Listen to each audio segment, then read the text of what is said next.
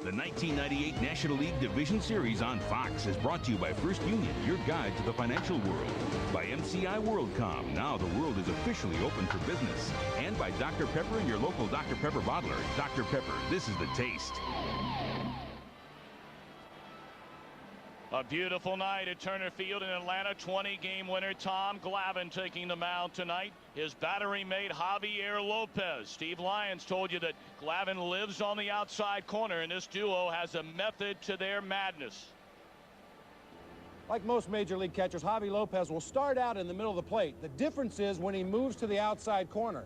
He will start by splitting the outside corner with his body, giving the target right on the corner. But if Glavine is hitting his target, he will eventually move so that his left shin guard is on the outside corner and his entire body is out of the strike zone. And that creates all kinds of problems, as you might imagine, for a team trying to hit against Tom Glavine.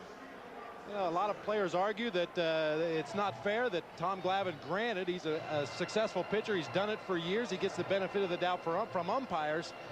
But it's something to keep an eye on tonight. I talked to some of the Cubs players before the game. They're a little bit concerned because home plate umpire Bill Hahn has a reputation for going out on the corners along with the pitcher. As the pitcher proves he can hit his spots, he'll lead him right out of the strike zone. And the Cubs say they will not let that happen early in the game.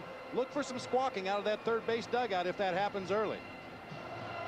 Well, the Chicago Cubs battling not only the team that won 106 games during the regular season. That is a franchise record for an Atlanta Braves ball club. But it's also a team that led the major leagues in ERAs, shutouts, complete games, the top defensive club in the National League. And the Braves take the field leading 1-0.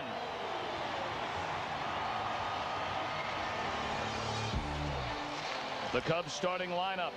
Lance Johnson will lead off in center field. Manny Alexander the nod at shortstop with Mark Grace at first. The amazing Sammy Sosa is in right field. And you see what he's done in his career against the left-hander Tom Glavine. Glenn Allen Hill the nod in left. Gary Gaetti, the 40-year-old veteran, down at third. And a ladder third in the order of Mickey Morandini at second. Scott Service starts his first game in this series behind the plate. And 19-game winner Kevin Tapani is on the mound. But a tall order against Glavine, more than likely the Cy Young Award winner in the National League. Well, it just depends on your preference. Do you want a starter? Do you want a closer? Trevor Hoffman obviously will get a lot of consideration for the Cy Young Award, but Tom Glavine could certainly stake the claim to the award with those kind of numbers right there. The scouting report on the left-hander, and as we said, he's likely to win his second Cy Young. Pinpoints that fastball, especially on the outside corner. A great straight changeup. As Psycho said, he lives away against right-handers.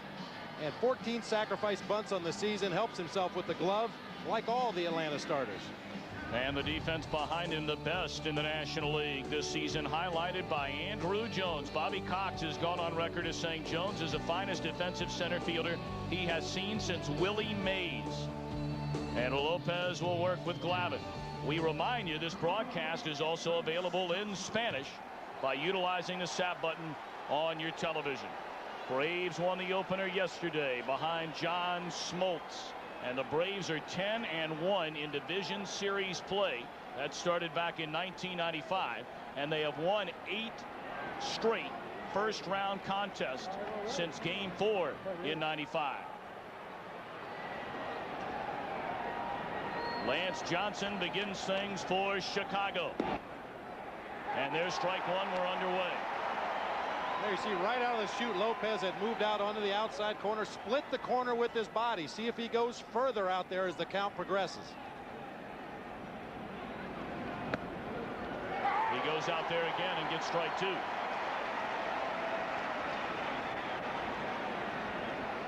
Yeah, Javi Lopez in his 5th full year as the everyday catcher for the Atlanta Braves, and working with this staff, his game has really come a long way as far as calling pitches, setting up to receive those pitches, and blocking and throwing. See, Tom Glavine has allowed 14 of the 67 runs scored against him this year in the first inning. 21% of the runs have come against Tommy Glavine in his first inning of work. So a very big opening inning for Chicago. Glavine did not get the call there on the outside corner. Well, it's not so much that he gets the call on this pitch.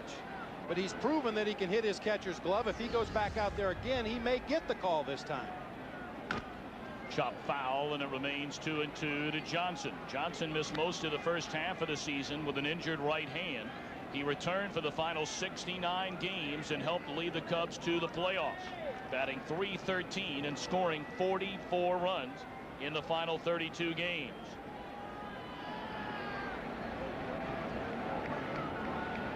Two-two pitch on the ground, and Lockhart is there. One away.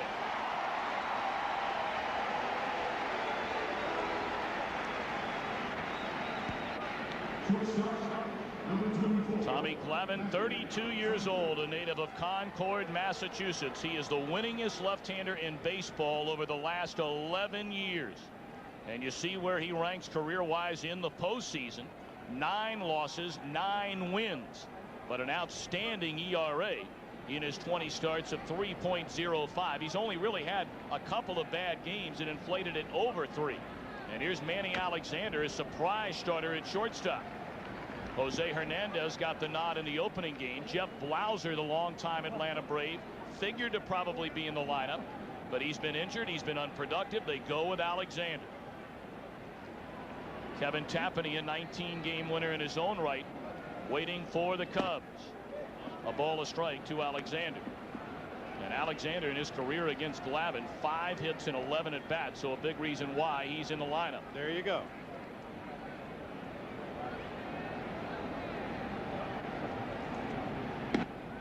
Two and one. You mentioned Glavine has had just a few bad games in the postseason that have really inflated some of his statistics. One of those came in the '97 NLCS against Florida, Game 6. A very patient Marlins team waited him out and drew 7 walks in 5 2/3 innings. Weak roller at Lockhart off the end of the bat. 2 up, 2 down in the Cubs' first inning.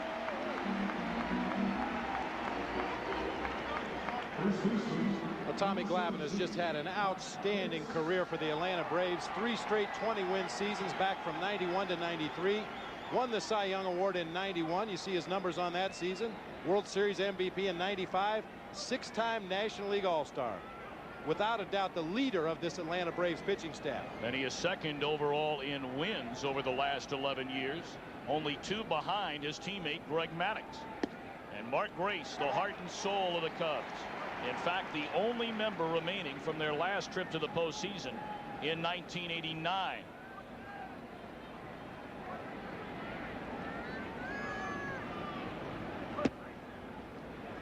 One and one to Grace, trying to keep the opening frame alive for Sammy Sosa. Sosa, a couple of hits in the ball game yesterday against Smoltz, but not much else for Chicago offensively. 1-2. Tom, it comes as no surprise. We got to the ballpark very early today as we were walking underneath the stadium down in the tunnel by the batting cages. There came Mark Grace 4.5 hours before game time. Full uniform on, headed to the batting cage to get a little extra work in, probably to work off some nervous energy as well. Well, Grace told us before the game the Cubs are ready. He thinks they're going to beat Glavine tonight. He went too far, and Glavine a perfect opening inning. The Braves back when we return.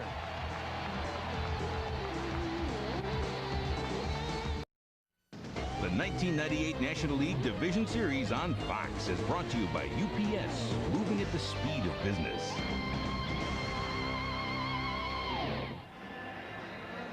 Cubs go down 1-2-3 in the top half of the first against Glavine. So now the Atlanta lineup under manager Bobby Cox. Walt Weiss at shortstop, Keith Lockhart at second. Chipper Jones is at third base. And you see Jones much better from the left side where he will bat tonight than from the right. Andres Galarraga at first. Ryan Plesko, a grand slam yesterday in game 1, is in left with Lopez catching. Andrew Jones in center. Michael Tucker, a 2-run home run in game 1 yesterday in right. And Tommy Glavine on the mound against 19-game winner Kevin Tapani. Good look at Tapani's numbers on the season. Just came 1 game short of winning 20. Scouting report on Kevin Tapani. Throws 3 different pitches, a fastball, a slider, and a changeup. He's been a consistent winner throughout the 90s. Good command of all the pitches I mentioned. Change of speeds. Big game experience, and you see the numbers at home. and on the road almost 2 runs higher, actually over 2 runs higher on the road with the ERA than at Wrigley Field this year. Walt Weiss behind 0-1. Weiss at 280. And he quickly falls behind, 0-2. Injuries limited Weiss to just 96 games this season. Still bothered with a left quadricep strain. Also been injured with a right hamstring injury. Nonetheless, an all-star for the first time this season. Batted .409 in the month of April. 0-2 to Weiss. Fastball high and away. Such a high-octane offense for these Atlanta Braves, but Walt Weiss and Keith Lockhart rather early in the season did most of the damage. Set the table for the big guys in the middle of the lineup. Driven hard into right field, and Sosa's there. Weiss hit it right on the money.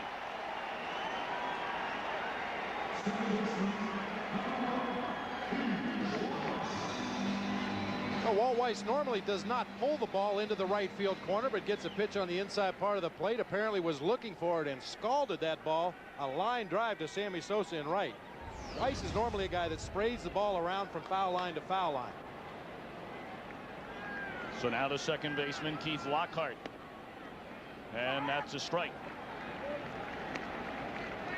Lockhart spent 8 seasons in the minor leagues with 4 different organizations before finally getting a chance with San Diego in '94.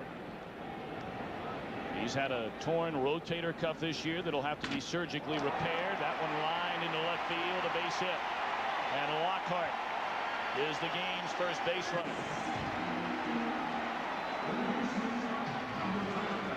Going to get a look at what Scott Service sees on this play. Here's the pitch from Kevin Tapani, up, out over the plate. You can see the glove reaching up to get that fastball.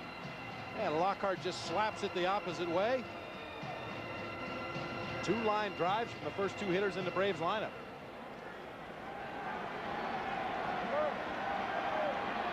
We thank Scott Service for wearing catcher cam tonight. And there you get a look as Chipper Jones settles in. It's ball 1 low. Jones at .313 during the regular year. 34 home runs, 107 knocked in. Career highs for Jones in homers, batting average, runs, hits, and games played.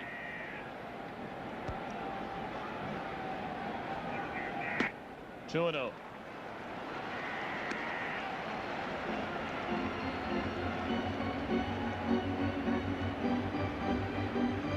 Jones looking down to third base coach Bobby Dews giving the signs. Pat Corrales works at first base under Bobby Cox.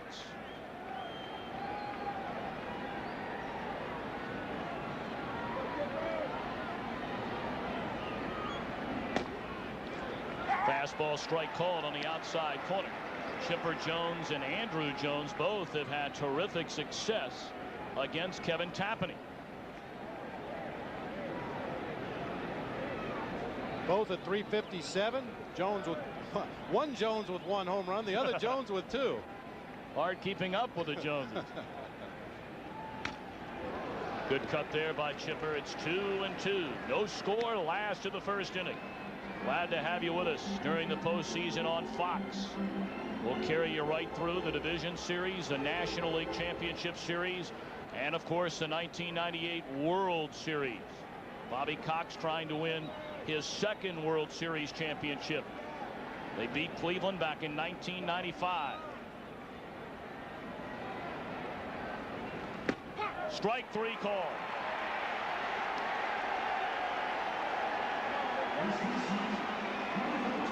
Nice pitch by Kevin Tapani. Not only do the Braves pitchers take advantage of that outside corner, but if Kevin Tapani and the rest of the Cubs staff demonstrates good control tonight, as you see the pitch called a strike just off of the outside corner there.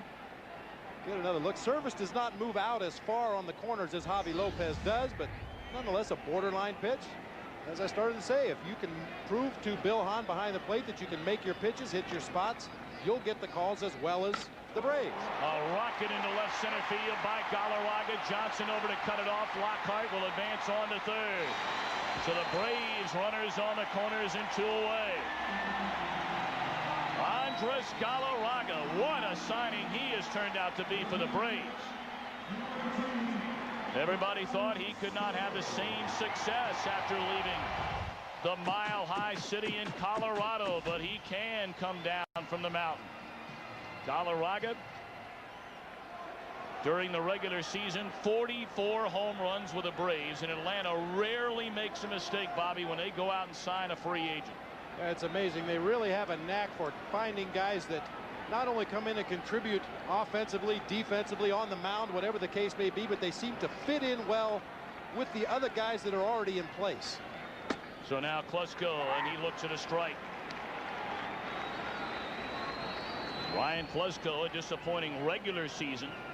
Lows in home runs with 18, RBIs with 70. But in game one, he clubbed his 9th career postseason blast, a grand slam with 2 away in the 7th. 1-1 to Klesko. And anticipate a lot of that from Kevin Tapani and the Cubs tonight against Ryan Klesko. Try to jam him up on the hands with fastballs, especially up and in.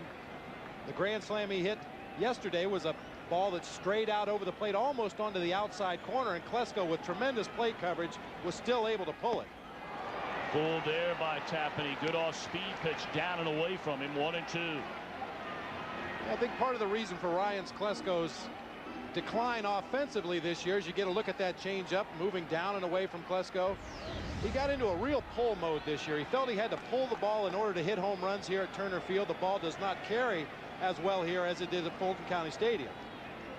2 on, 2 out. Klesko gone swinging, and Tapani survives the opening frame.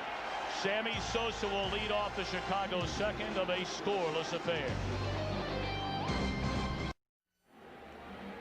2 of the game's respective best at their positions. Sammy Sosa and Tommy Glavine square off to begin the second inning.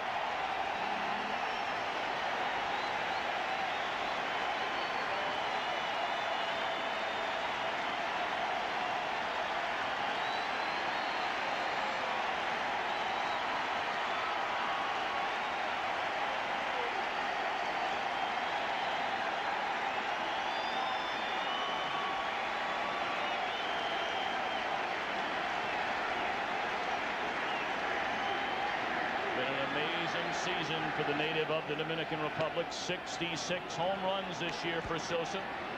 29 years old in his 9th season, his 7th with the Cubs. He finished 4 behind Mark McGwire in the home run chase.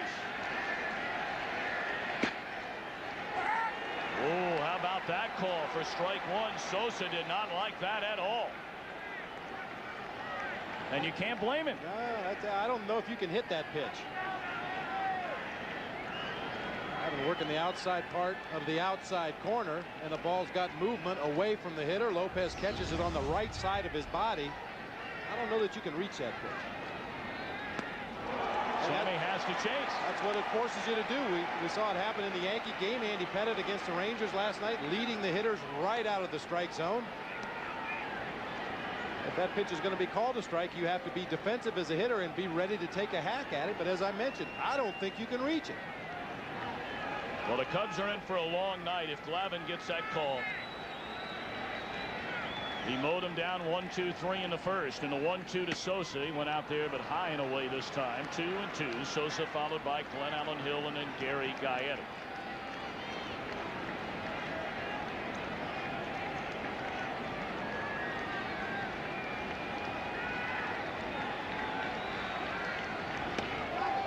Three and 2.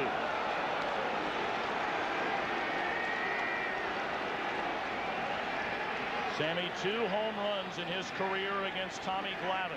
A 3-2 pitch is coming up. Scoreless game in the second. Ball 4, and Sosa draws a leadoff walk. Well, Sammy Sosa, not the most patient hitter in the world, showed great patience during that at bat. Let's watch how Glavine got to that point. Sinker way away off the plate. The sinker that he got the called strike on that was off the plate. Sammy chases a bad pitch down low and away. Look at Glavine just working away, away, away. Most of the pitches in the left-handed batter's box, not even near the strike zone. And I'll tell you one thing I think the Cubs need to try to exploit against the Braves is the running game. Len Allen Hill looks at strike one. Sosa attempted a steal in the ball game last night, was thrown out to end the first inning, but Braves pitchers have allowed almost 70% of the runners to be successful this year stealing bases. Lopez has had a good year behind the plate throwing the ball, but I think by running the bases more aggressively, you can put a lot of pressure on this Braves pitching staff. Hill went too far. He's behind 0-2.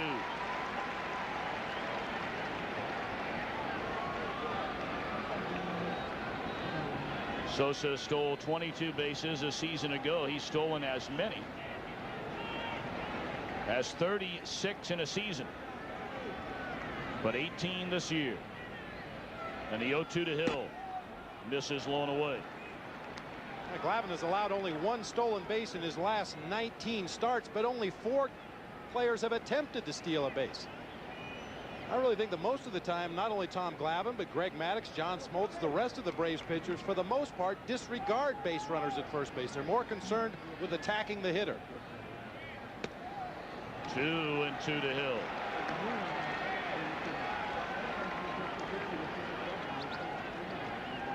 No score, top of the second inning. Sosa at first base after a leadoff walk, and he wants timeout over there.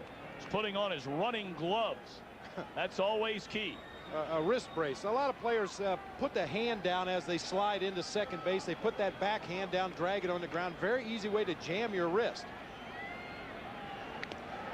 Sosa not going, and it remains 2-2 to Hill. You know, you talk to a lot of hitters around the National League, and they always mention that Glavine will bust you inside with that cut fastball. If you start looking away, he'll come inside. But if you watch throughout the course of this ball game, you'll be able to count on 2 hands how many times Tom Glavine comes inside with a fastball. Struck him out on a high heat. Let's go back to the Sammy Sosa bat a moment ago, Bobby, and how Glavine worked it. Now watch the location of these pitches from the overhead camera. Now obviously there's a little bit of an angle involved here, but even with the angle, watch where Lopez catches these pitches. Away, away, away, away, away. And it's really up to the Cubs hitters to make the adjustment. You very rarely see anybody, when they face Tom Glavine, move closer to the plate. Gary Gaetti behind 0-1. Gaetti signed with the Cubs on the 19th of August, his 40th birthday, after being let go by the Cardinals, and what a pickup. Batted .320, drove in 27 runs in 37 games. And he had 3 of the biggest clutch hits for the Cubs down the stretch. A couple of them the final weekend in Houston, and of course a 2-run home run in the 1-game playoff at Wrigley Field against the Giants.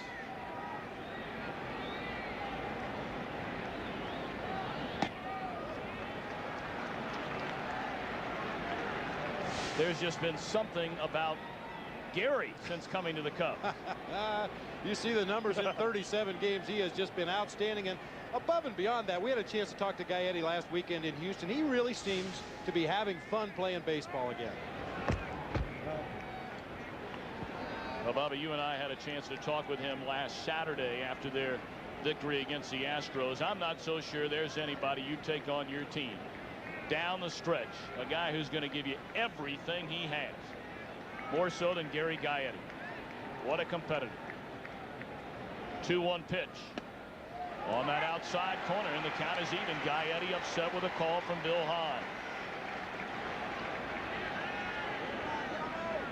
Well, there's a pattern being established here, and as I mentioned, it's going to be up to the Cubs hitters to make an adjustment. Either cheat up on the plate a little bit more, maybe move up further in the box, do something to try to take that outside pitch away from Tom Glavine.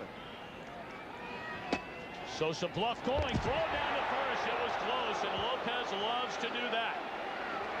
More so than any other catcher in the National League, maybe second only in baseball to Pudge Rodriguez. Well, he's picked off 2 guys this year, but the word has gotten around the league that Lopez likes to throw, and throw often.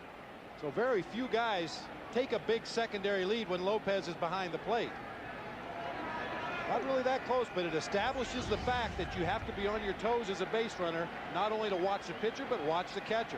Sosa goes on a 3-2, swing and a miss, throw to second, and out at second base. What a play by Walt White. Slowing the ball, made the swipe tag, and Sosa gone on the back end of a strike him out, throw him out, double play. The 1998 National League Division Series on Fox is brought to you by the new Silverado, the truck from Chevrolet, the most dependable, longest-lasting trucks, and by Gateway. Let's talk about your Gateway. The crowd, beautiful night here at Turner Field in Atlanta, Georgia. No score as we open the second inning. Braves batting and leading things off Javier Lopez. He looks at ball one from Kevin Tapani. What a terrific play made by Walt Weiss. Tagging out Sosa and making the catch on a throw to second base by Lopez.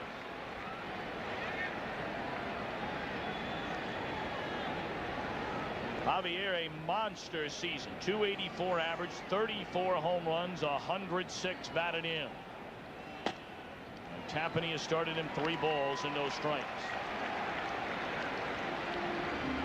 Be very careful right here, Kevin Tapani. Bobby Cox is notorious for turning his hitters loose on a 3-0 count.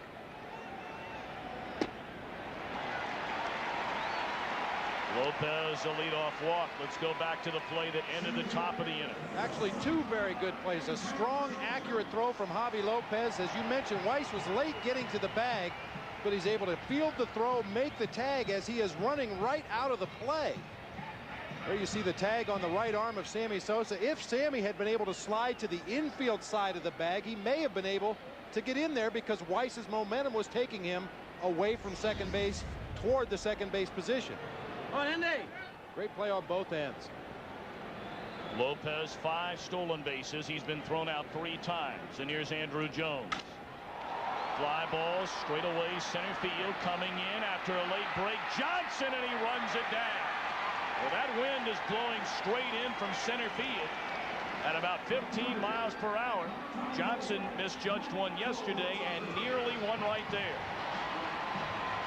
Well, you'll see Lance Johnson. They call him one dog, streaking in there, making the backhanded play down around knee level. Initially broke back a couple steps, which is understandable with a power hitter like Andrew Jones, but the ball was hit apparently off the handle of the bat a little bit, did not carry as far as Johnson anticipated. So now Michael Tucker. Tucker, a disappointing regular season, but started the postseason in fine fashion yesterday. Hit a 2-run home run in the second inning, and that was more than enough for John Smoltz. The Braves just happened to get him 5 more. 1-1. We're going to get a look at that home run by Michael Tucker in yesterday's ball game. Basically a pull hitter. Gets a fastball out over the plate, hooks it back into right field. That's why he's in the lineup. Gives him some left-handed thump to balance out the right-handers they have in the lineup. A lot of second guessing involving Jim Riggleman. Yesterday, Tucker was a batter with first base open and the pitcher was on deck. Slow roller to third. Gaetti for 1. And that's all they'll get. Tucker runs far too well to double him up. 2 down in the inning.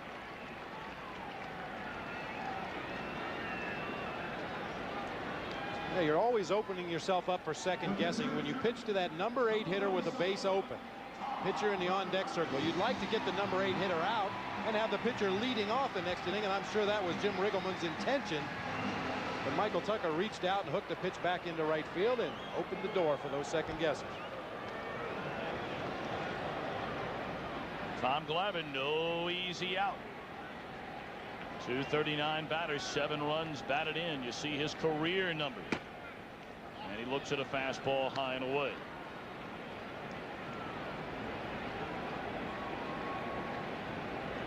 Well, you're going to get a look at what Scott Service sees. Gets into his position behind home plate.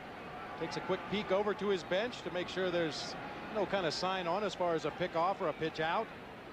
The pitch is delivered on the outside corner for a called strike. Catcher's always looking around back there. You check your own manager. You check the third base coach for the other team. You watch the runner from the other team. You watch that hitter to see if he's making any adjustments in the batter's box, moving his feet around, moving up or back in the box. 2-1 to Glavine. And you have pointed out many times, Bobby, Catchers, the smartest men on the baseball diamond, day in, day out, not even close. Maybe in all of sports. You know, I'm not that well versed in some of the other major sports, but in baseball and basketball, football, I'm sure they're the most intelligent players. Fouled out of play, 2-2. Now, why might that be? It doesn't have anything to do with the fact that you are a former catcher. Oh, absolutely not. No, that was just a coincidence. I was lucky they let me into the fraternity. Well, Tim McCarver agrees. Come on, Glav. Sure he does. Jeff Torborg agrees with me. Absolutely. So does Scott Service. No score, last to the second. 2-2 pitch. On the ground, back up through the middle. Morandini feeds Alexander for the force to end the inning. No score. You're watching Fox Sports, home of the 1998 World Series.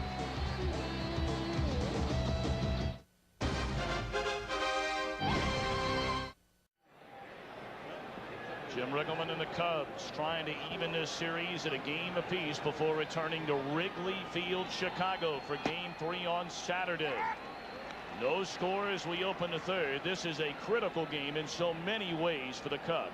The most obvious, of course, being they can't fall behind 2-0 and realistically expect to rally for 3 in a row against Atlanta, a team, incidentally, the Cubs dominated during the regular year, winning 6 out of 9.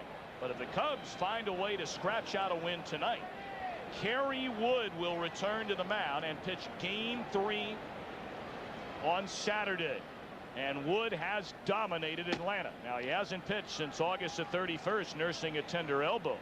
But having said that, against the Braves this year, Wood in 3 starts, 1-0 in 20 2/3 innings, a 2.18 ERA and 30 strikeouts. 1-2 to Morandini. Wood went to Arizona and pitched in an instructional league game on Monday, where we understand his stuff was dominating. That's not any news. Yeah, apparently he was pitching in an instructional league game down in Arizona, and the umpire was having trouble calling strikes. His ball was moving so much. Well, that would certainly be a big boost, not only for the Cubs on the field, but for the Cubs fans at Wrigley Field in the stands. Kerry Wood has been devastating at Wrigley Field this year. 2-2 to Morandini. Now 3 balls and 2 strikes.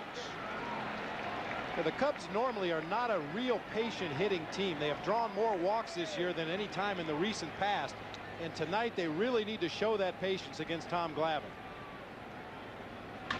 3-2 in the air, left field. Klesko waits. 1 away. Scott Service wearing catcher cam tonight. And Bobby, what in the world is going on here at the end of the inning between Service and home plate umpire Bill Hahn? Well, one of the most important jobs you have as a catcher is to work that umpire.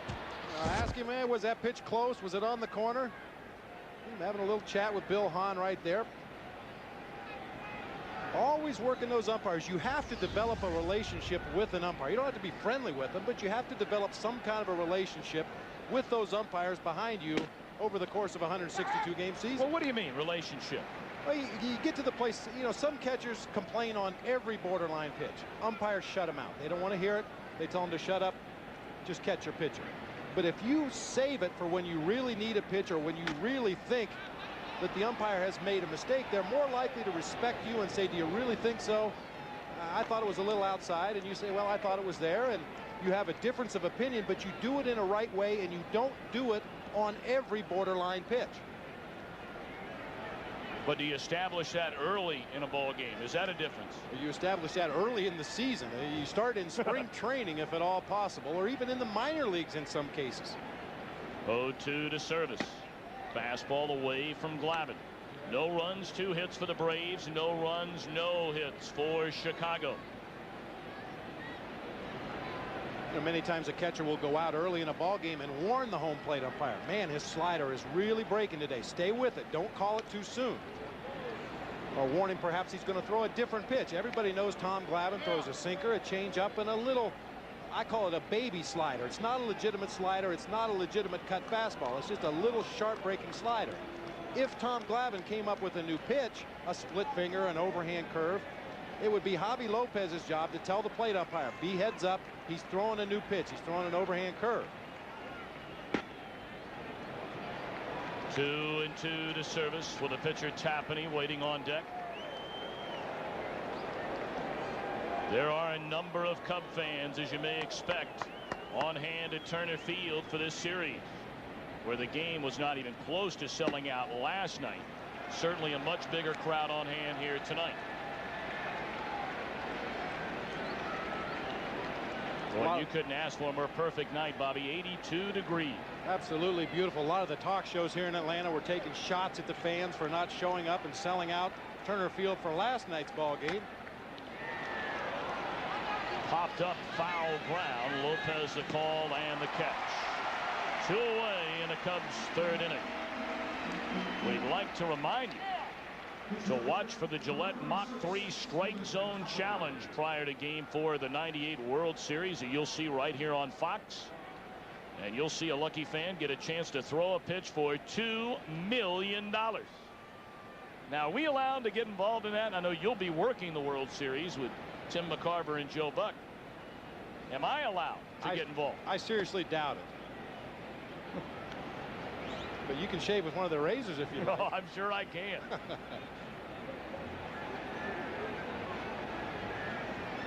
Two down, none on for Tapani. And he's quickly ahead of Glavine at 2-0. Tapani with a home run this season, 11 runs batted in, and a 133 average. Loosen up, Sammy. 2-1. Talk about a guy that just loves playing ball, loves being at the ballpark, enjoying every minute of this entire 1998 season. The home run chase, the Cubs race to get into the postseason. Left side of the infield for Walt Weiss, and Glavine mows him down in order. Chipper Jones due up third when the Braves bat in the 3rd of a scoreless game. Well, you know, Ted Turner and Jane Fonda will be watching the NFL on Fox this coming weekend. I know he's a big King of the Hill fan. I'll tell you what, Jay. You think he does that? I don't know. He might.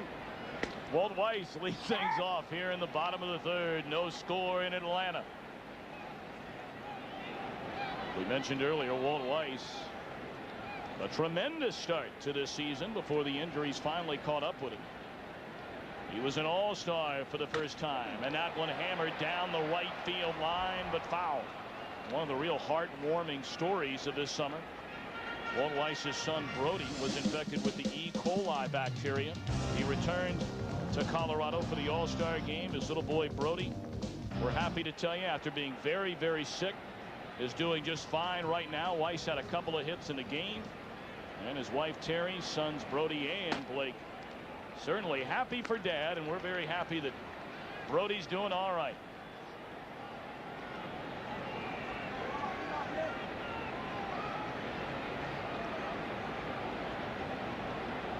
One and 2 to Walt Weiss, and Tapani misses inside. 2 balls and 2 strikes. Now, Walt Weiss is the personification of Mr. Steady. You see his career profile: Rookie of the Year in '88, played in 3 World Series for the Bash Brothers Oakland A's, and the first player to play for both expansion teams, the Rockies and the Marlins, back in '93. That one just off the outside corner to Weiss. Former University of North Carolina Tar Heel Walt Weiss.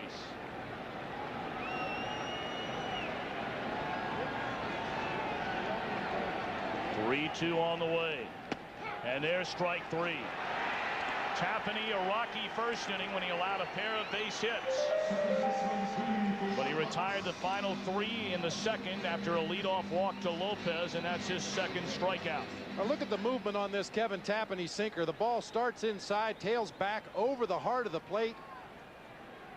Walt Weiss is fooled completely and locked up by that pitch. Tremendous movement there. Ball started about belt high on the inside corner and tailed right over the heart of the plate.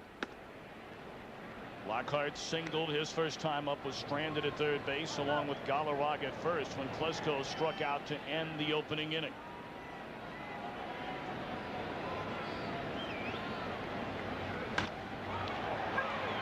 Into center field, and Johnson puts it in the leather. 2 up, 2 down.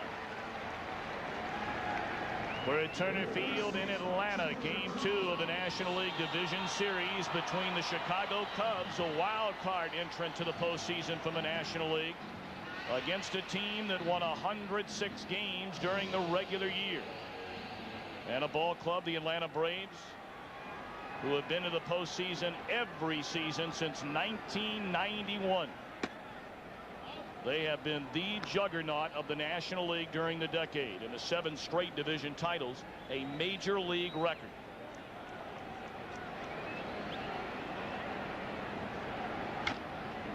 One and one to Jones.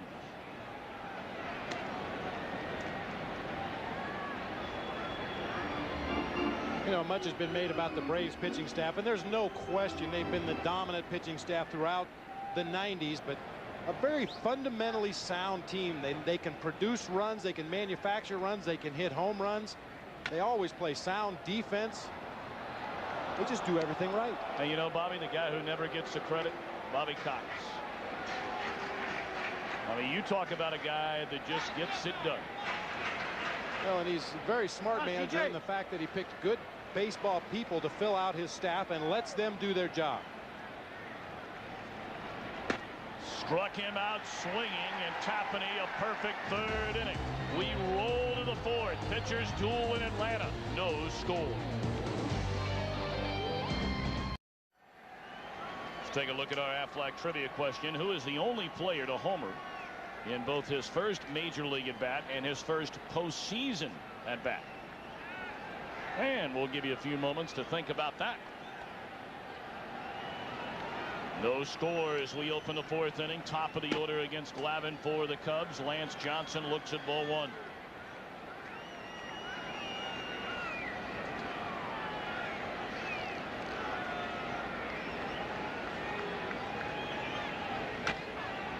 A ball, a strike.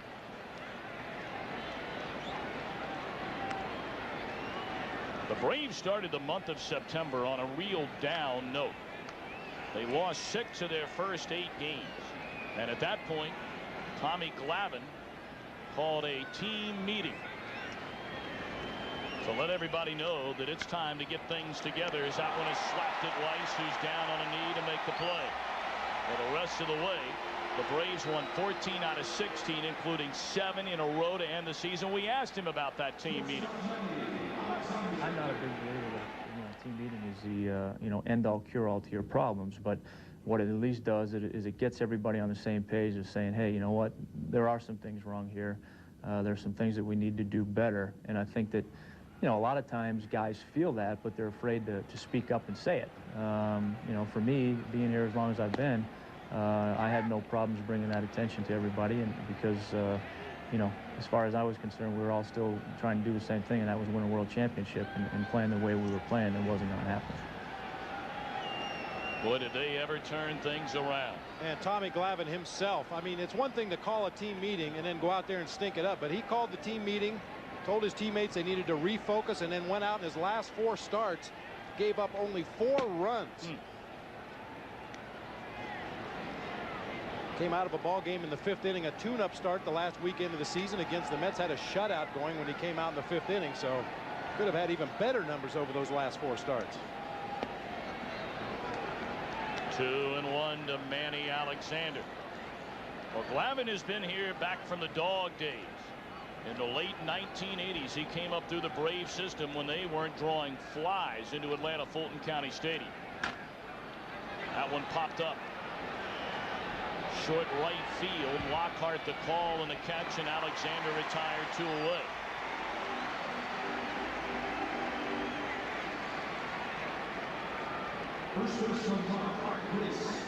Well, the Braves have made it a habit playing in October. There you see the games in the postseason by the guys in the lineup tonight. Amazing. Of course, Galarraga coming over from Colorado. He played for the Rockies in '95 when Division Series play started against the Atlanta Braves.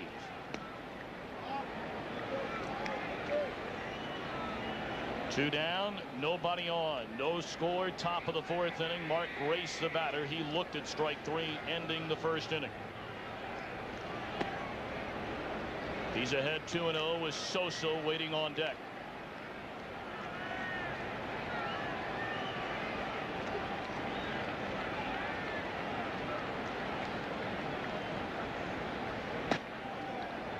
Two and one.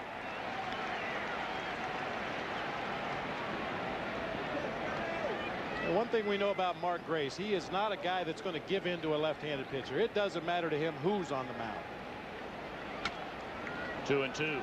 Same approach, same very disciplined strike zone.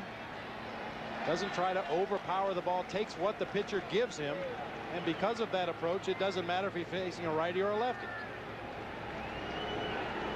Grace now, Sosa next. 2-2 pitch. 3-2. Mark Grace second only to Tony Gwynn in number of base hits during the 1990s, and only 3 hits behind Gwynn during the decade. 5th full count for Glavine, and it's popped up. Should end the inning. It will. 1-2-3. Cubs still without a hit. Still no score.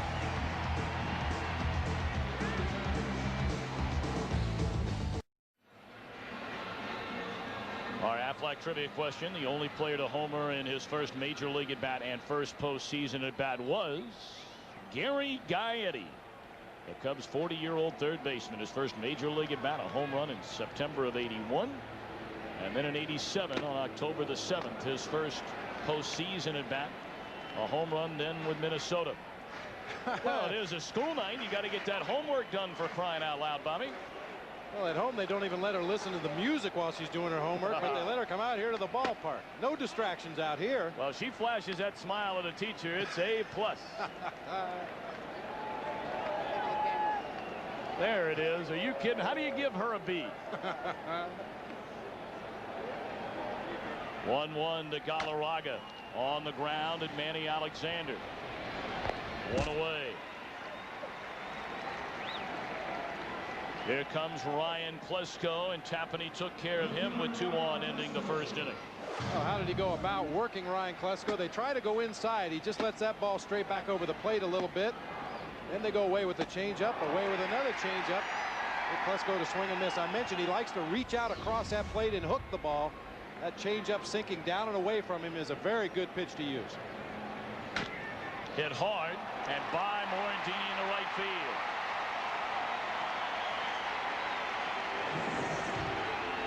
One out single by Klesko right now. Let's return to Chip Carey in our Fox Network Center. Okay, Tommy, thank you very much. Game 2 of the National League Division Series, Padres and Houston. How about this shot? Jim Leyritz turns around a 99-mile-an-hour Billy Wagner fastball, a 2-run homer in the 9th inning to tie the game at 4. But then the Astros, as they've done so many times, win it in their last at-bat with a Billy Spire single. It's 5-4. The series tied at 1 as they head now to San Diego for the next 2. Chip, thank you very much. That's a big, big win for Houston. That series heading to San Diego over the weekend. 0-1 to Javier Lopez. Of course, Chip Carey, day in and day out, the voice of the Chicago Cubs. And his father, the voice of the Atlanta Braves, Skip Carey. Well, that's not all, of course. Chip's grandfather. Boy, and do we miss him. There you get a look at Skip. But boy, do we miss our dear, dear friend, the late, great Harry Carey. And many believe his spirit has helped move these Cubbies to the postseason. We worked with him, Bobby, for a number of years in Chicago. Man, oh man, is he missed. Cubs wearing a patch on their left sleeve to honor Harry Carey. And on their right sleeve, the 2 words, hey, hey, signature call of Hall of Fame longtime Cub announcer Jack Brickhouse, who passed away this summer. You see that caricature all over Chicago, on T-shirts, on buildings, on signs. There's the hey, hey honoring Jack Brickhouse. Well, it's been a very emotional season for the Cubs in a lot of ways, and they've really fed off of that emotion. 2-2. Well, they have been fun to watch. 49 come from behind wins, 34 of those in front of the fans at Wrigley Field. They've won 24 times in their final at bat. Hit a club record 212 home runs.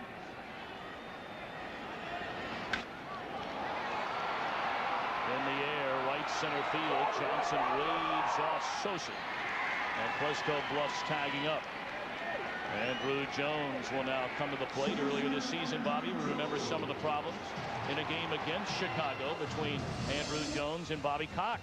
Well, Bobby Cox felt this was a less than stellar effort to come in and catch this little fly ball that bounced right in front of him, and something you very rarely see. Bobby Cox hooked Andrew Jones out of the game in the middle of an inning. And I tell you what, I agree with this move 100%. There is absolutely no excuse for a lack of effort or a lack of hustle on a Major League Baseball field. And certainly we hope Andrew Jones learned his lesson, because this is a young man that has the talent to be one of the greatest players in the game. But he is a young man. He's still learning, still very immature in a lot of ways. You take it for granted because he has such tremendous physical skills that he's mature, but he's just a kid.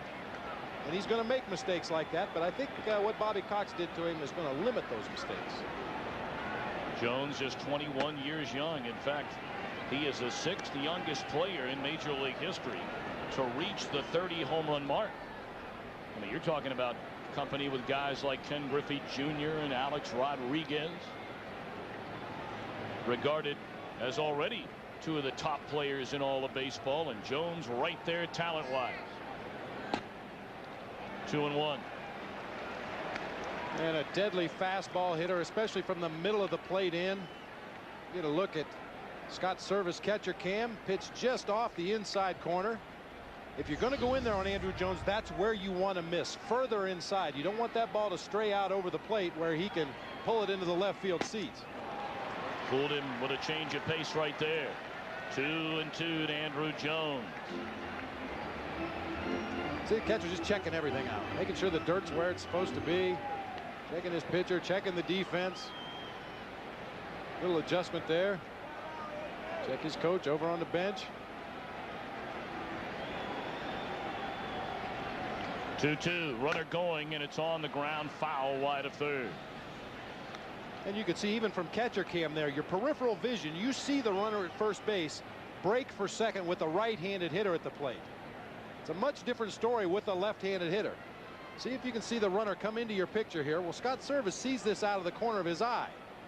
Of course, he's concentrating on the pitch at this point, but he can see that Klesko is on the move towards second base. You can start to prepare to get yourself into a position to throw. With a left-handed hitter, many times you get blocked. You don't see that runner start. Jones chased a pitch out of the strike zone and pops it up Morandini's way, and the Braves are gone in the 4th. Tapani and Glavine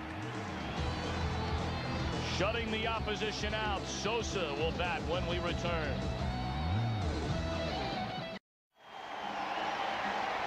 A magical year for Sammy Sosa.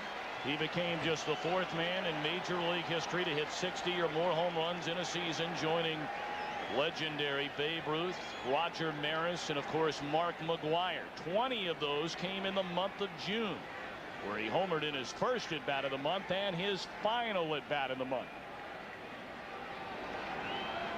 Sammy likes it in the 1st. He likes it in the 5th. 12 home runs for Sosa this season in the 5th, and we begin the 5th as Glavine misses, ball 1 away. I guess one way to possibly explain that in the 5th inning, the fact that you're the 2nd time, maybe the 3rd time through the lineup. Starting pitcher may be running out of gas a little bit. Sosa's seen him once. And coming up in the 5th inning, he's got a pretty good idea of what he wants to do, although it didn't look like it on that swing. Well, it goes back to that 1st inning at bat, Bobby. Sosa in that at bat chased one high and away after a strike was called on the 2nd pitch to him. And that one right there, high and outside. Well, we know Sammy Sosa has good power to the opposite field, but Glavine is putting those pitches in such a location that you can only hit them off the end of the bat. Came inside on the corner that time. And that's up only about the 2nd or 3rd time in this entire ball game that Tom Glavine has tried to bust a right-handed hitter inside. And you could see the element of surprise. That pitch was right down the heart of the plate. Sosa was locked up. Goes back outside to Sosa. 2 balls and 2 strikes. No runs, 3 hits for the Braves. They've left 4 men on base. No runs, no hits, nobody left for Chicago. The 2-2 to Sosa. Fouled out of play. It really takes Sammy's power away. If you force him to try to hit that ball to the opposite field that far off the plate, as you could see from that swing, a very defensive little flip of the wrists and the arms, just tried to guide it out into right field. This is not a power swing right here. That's a protect the plate swing. And there's another one just staying alive. Sosa not only terrific on the field, but terrific away from the field. As you look at this foul ball to keep it at 2-2, he has established the Sosa Foundation. He'll ship 80,000 pounds of goods to his homeland, the Dominican Republic, devastated by the effects of Hurricane George.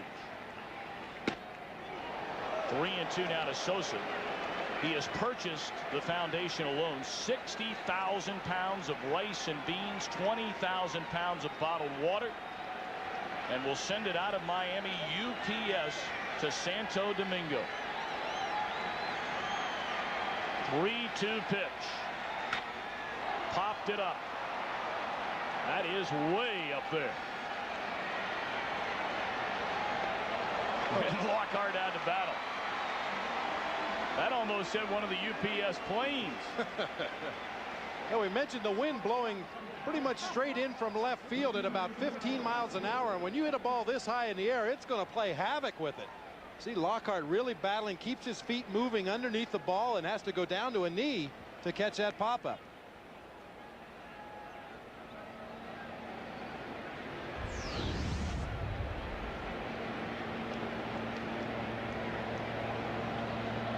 Sosa has walked, been thrown out stealing, and now popped up. One away for Glenn Allen Hill, and there's ball one outside. The Cubs without a hit against Tom Glavine. 20-6 during the regular year, and a 2.47 ERA.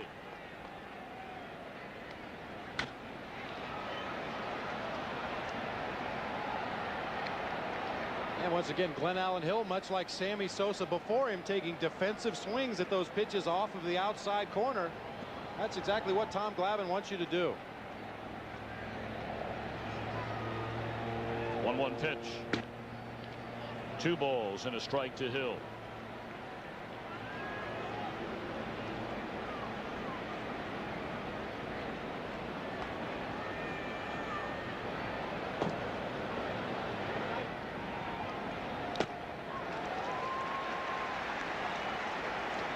Change up there by Glavine. Count even to Hill at 2 balls, 2 strikes, no score, 1 away, nobody on. Top of the 5th inning at Turner Field in Atlanta.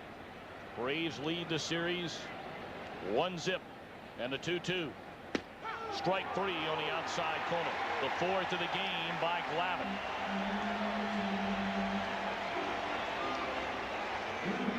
Well, spots this fastball right where he wants it. You see Lopez sitting on the outside corner, never moves his glove. Glenn Allen Hill can't believe it. See where Lopez is set up. Glavine hits the target, gets the call.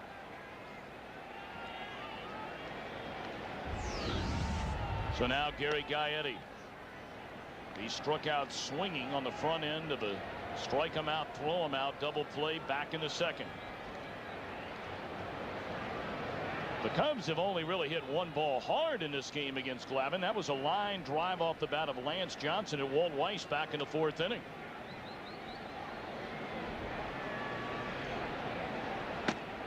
Two and 0.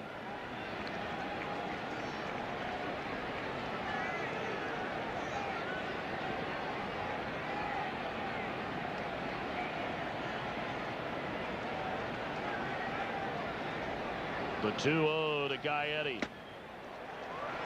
Swing and a miss, 2-1. Glad to have you with us here on Fox. Game 2 of the National League Division Series. With Bob Brindley, I'm Tom Brenneman.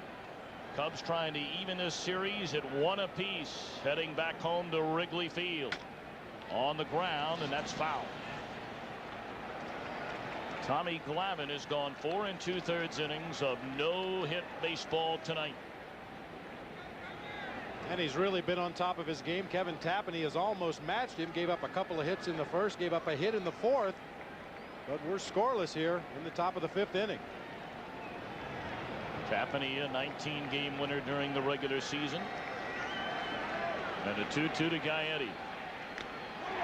Strike 3 as it's fouled into the mitt of Lopez. 5 innings for Glavine. No hits. No score. The 1998 National League Division Series on Fox is brought to you by smooth, refreshing Michelob Light, beer or Michelob, and by Aflac, insuring over 40 million people worldwide. I'd like to remind you that coming up tomorrow, our friends Bob Costas and Joe Morgan on NBC, Game 3, Yankees and Rangers, and then on ESPN at 4 o'clock, Cleveland and Boston. That series tied at 1 game apiece. And right here on Fox, make sure you join Tim McCarver, Joe Buck. Game 4, the Cleveland Indians and the Boston Red Sox. 4 Eastern, 1 Pacific. That'll be on Saturday. 2-0 to Michael Tucker, who leads things off against Kevin Tapani. Last of the 5th inning, no score. It's a big out to get right here with Tom Glavine waiting in the on-deck circle. Tucker were able to reach Glavine, as I mentioned earlier. Tremendous at putting down the sacrifice bunt. Put a lot of pressure on that Cubs defense if they were trying to get the lead runner. 3-0 to Tucker. He walked him on 4 straight. Second time that Tapani has issued a leadoff walk in the game. While we have a moment, let's take a look at our MCI WorldCom game summary. Tapani is 119. Glavine is 120. Neither has allowed a run in the game thus far. In fact, Glavine has not surrendered a base hit. And it ties a National League Division Series record as Glavine. Most consecutive innings without giving up a hit. So now Glavine to square around. He bunts, foul.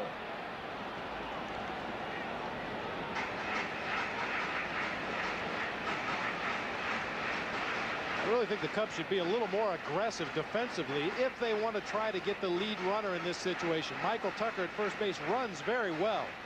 Gary Gaetti this time does not retreat quite as far as third base. As that pitch was delivered, he was only a step or 2 in front of the bag at third and was very late in his break toward home plate. Glavine was trying to bunt the ball that way. Mark Grace will come charging in after holding the runner on at first base. And of course, being a left-handed thrower, has a clear shot to second base should Glavine bunt it hard to him. Bunted out in front of the plate. That is a fair ball. Service mishandled the ball looking down to second. And that could turn out to be a huge play in this game. If Service grips it cleanly, they more than likely get the out at second. Instead, give Glavine the sacrifice. And the game's first run is now in scoring position. Well, we all know this Atlanta Braves pitching staff loves to play golf on their off days. Watch this ball check up out in front of home plate. Just cues it off the end of the bat. It hits in the dirt right in front of the plate. Service fans on the first attempt in fair territory. At that point, the only play he has left is to throw to Mickey Morandini covering the bag at first. Get a good look at this ball right here. I believe it would have gone foul had Service let it go, but if he makes the play on the first grab, they get the force out at second base. And a balk has been called on Tapani.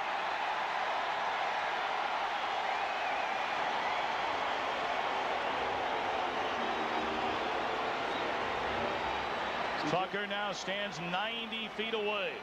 And you can see Jim Riggleman indicating to his infield that he wants him to come in, cut the run off at the plate. Obviously runs at a premium in this ball game tonight. Both pitchers on top of their game. The Cubs are going to try to cut down Michael Tucker at the plate if at all possible. That is the first balk called on Kevin Tapani the entire season. None during the regular year.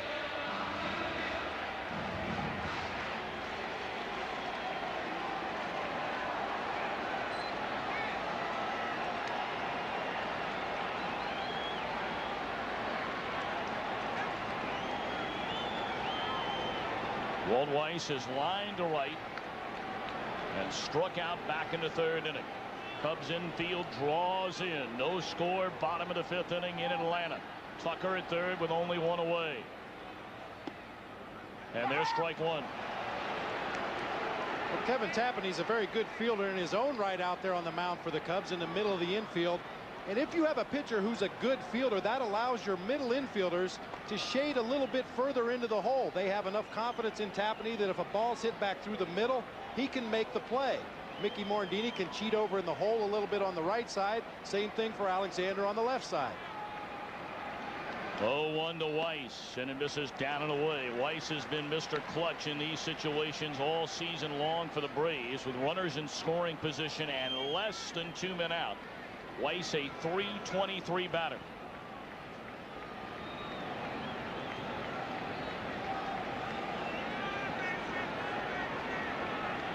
Gaetti, Alexander, Morandini, and Grace all drawn in with Tucker at third in the 1-1 pitch. Fastball, strike 2. Boy, that sinking, tailing fastball from Kevin Tapani. That's the same pitch he struck Walt Weiss out with back in the 3rd inning. The ball that starts a little bit off the inside corner and tails back over the plate. Tremendous movement on this sinker.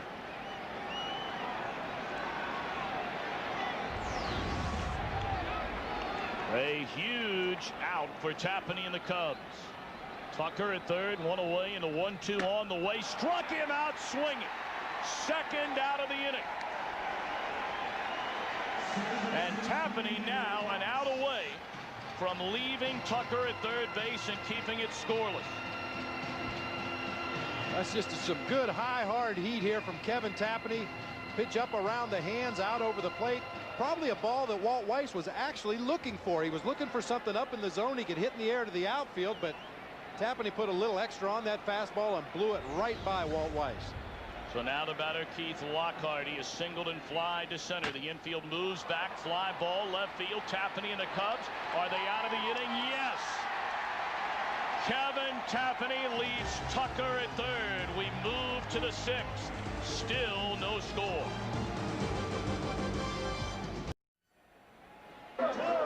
What'd you do? I think I started up with my front foot. When I came up, I moved my leg before my hands. Here we go. Come on. We thank Jim Riggleman wearing a microphone. Our Fox sounds of the game. Mickey Morandini leading off the 6th, and that one drops foul out of play. Morandini behind 0-1. What a huge inning for Kevin Tapani and the Cubs. He was able to pitch around that balk. You heard him say he moved his foot or his left leg before he moved his hands as he went into his stretch position. And Bill Hahn, the home plate umpire, right on top of it. 1-1 to Morandini. Give you a look at that balk in a little while. We're having a few gremlins, we understand, sneaking around our truck downstairs. We'll get him out of there for you. Here's a 1-1 to Morandini. And Glavine misses away. Let's see if we can see what Kevin Tapani did here. He said he moved his front leg. There was just that slightest of a twitch there. The start of a movement and then a stop and then a start again.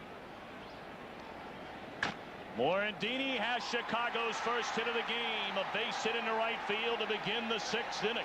And you can only wonder if perhaps some of that momentum has carried into this Cub 6th after getting out in the bottom of the 5th inning, leaving Tucker at third base.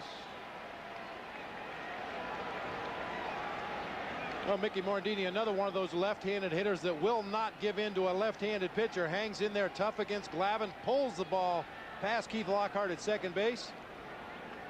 Cubs finally have something to work with here. And Morandini, 13 stolen bases during the regular season, was thrown out just once. And here's Scott Service. Strike 1 on the outside edge. You know, it would seem that this would be a perfect situation to attempt to hit and run. Glavine steadily working the outside corner. A runner at first base. Galarraga's forced to hold Morandini on. Lockhart cheating a little bit closer to second base in the event of a double play ball. Seems like it would be a fairly easy situation to guide one through that right side. Well, you can hear some of the Cub fans roaring here, chanting, "Let's go Cubs," on the enemy's turf. Well, we know Cub fans are not shy. Doesn't matter if you're in enemy territory. They're going to root for their team.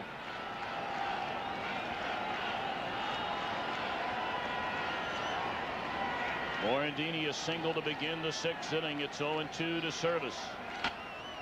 And fouled off first base side.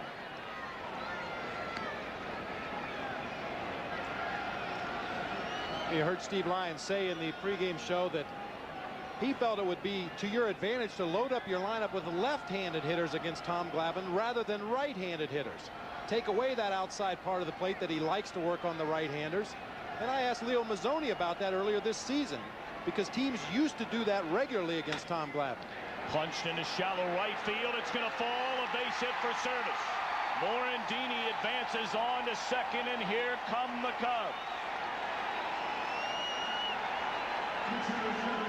Nice piece of defensive hitting by Scott Service. Just sticks the bat out there, pokes it into shallow right field. You have to take what Tom Glavine will give you, and so far in this ball game, those are the only pitches he's given the Cubs to hit out over the plate away. See the defensive swing from Service, just trying to put the ball in play. Finds a hole out in right field. And obviously a bunt situation here for Kevin Tapani. See how the Braves choose to play it. They may try that wheel play, attempt to get the runner at third base. They may play it straight up. The key to the play is watching Chipper Jones. He'll read the bunt and read his own pitcher. He'll either retreat to third base or he'll charge in. From that location, it looks like they're playing a traditional bunt defense. Tom Glavine is such a good fielder that the Braves don't have to gamble defensively in bunt situations.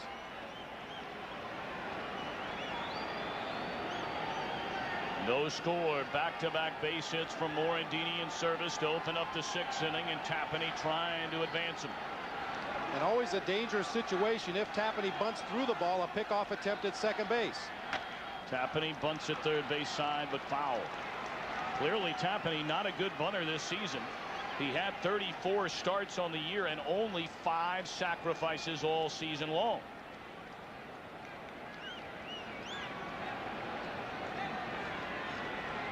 Take a look at the bunting form of Kevin Tapani. Has the bat up at the top of the strike zone, but as the ball gets into the hitting area, you can see the barrel of the bat drop down just a little bit, causing him to pop that ball in the air down the third base line. Tapani shortens up. 1-1 pitch. Bunted beautifully. Third base side. This will get the job done as Glavine throws him out. And now the Cubs runners at second and third. Only one away in a scoreless game. Tapani has done it on the mound, and a huge advance right there with a runner. As you mentioned, Tom, this hasn't been his forte throughout the season, but in probably the biggest opportunity of the season, he comes through in a big way. Right off the end of the bat, that ball just takes 2 or 3 little hops down the line. Rolls out there. Tom Glavine has no choice but to take the out at first base, and that was a very close play. Now Lance Johnson. Morandini at third, Service at second, and the infield, middle infield plays back. On the ground, the Braves will concede a run as Lockhart throws out Johnson. Scoring is Morandini. Chicago a 1-0 lead. Well, the decision by Bobby Cox to play the infield back leads to a Chicago Cubs run right there. That ball was hit directly at Keith Lockhart at second base. Had he been playing in, even with the baseline, they either would have had a play at the plate or the Cubs would have been forced to hold the runner at third. This ball's hit directly to the second baseman. But because they're playing at normal depth, there's no play at the plate. The only out they can get is at first base. Now Manny Alexander with Service at third and 2 away at strike 1. The Cubs lead Atlanta for the first time in the series. Chicago trying to even this at 1 game apiece before heading home Saturday.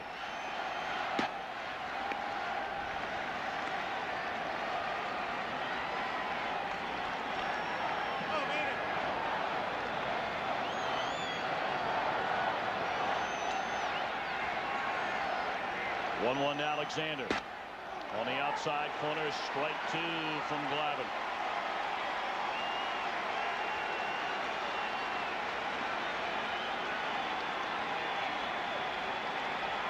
What a turn of events. The Braves had Tucker at third, 1 out in the bottom of the 5th. They don't score. And then turning it over to the top of the 6th inning. Singles by Morandini and Service. A sacrifice by Tapani. The Braves play the infield back, and Lance Johnson's ground ball scores the game's first run. Hit down the right field line, slicing foul out of play. Well, the Cubs are more known for their explosive offense throughout the '98 season, relying a lot on home runs and extra base hits, but at least in this particular instance, they showed they could manufacture runs, something that the Atlanta Braves have done consistently throughout the '90s. Get a runner on base, move him over, get him in. 1-2 to Alexander.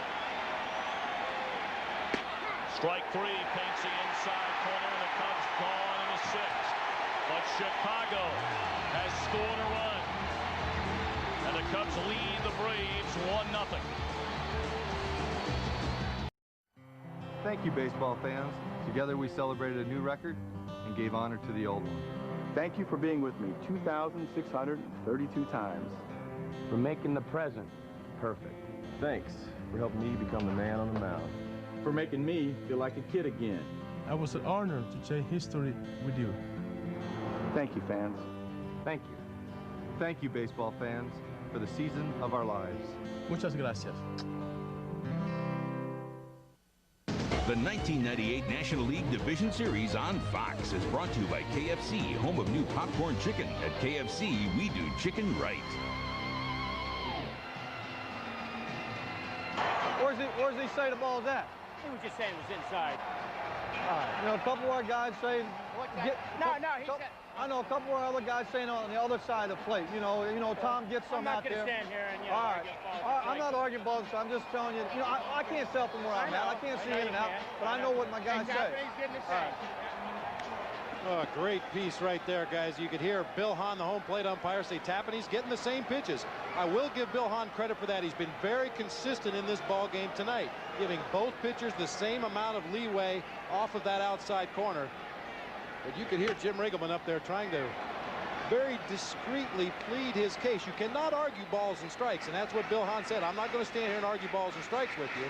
But nonetheless, Jim Riggleman was able to come out and make his point. And I thought both men handled that exchange very well. We've seen a lot of confrontations between managers, players, and umpires already in this postseason. Very well handled by both men right there. Part of the order for the Braves against Kevin Tapani here in the bottom half of the 6th inning. Chicago a 1-0 lead. It'll be Chipper Jones, Andres Galarraga, and Ryan Klesko. Jones has struck out twice and make it a 3rd time. Well, we asked Jim Riggleman yesterday about Tommy Glavine consistently being given that outside corner. Here's what he said. Are extremely aware of the style of starting pitchers, especially guys who are such veterans like Glavine. So it's almost a matter of certain pitchers are so good at consistently being out there in those spots out there that may be 2 or 3 inches off the plate that they just keep putting it out there, and they earn the right to get that call eventually, I guess. So their veteran pitchers certainly have got that going for them. Andres Galarraga with one away. Hammered into left field. Glenn Allen Hill got it.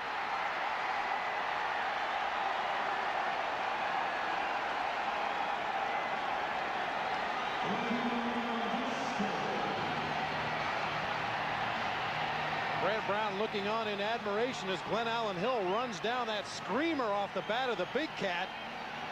He's not known for his defense in left field. He's in there for his bat. A very explosive offensive player, but makes a great running catch on a hooking, sinking line drive. The Cubs trying to preserve a 1-0 lead here in the 6th. Klesko pops it up. Foul ground, 3rd base side. Gaetti's got it, and Tapani mows down Jones, Galarraga, and Klesko.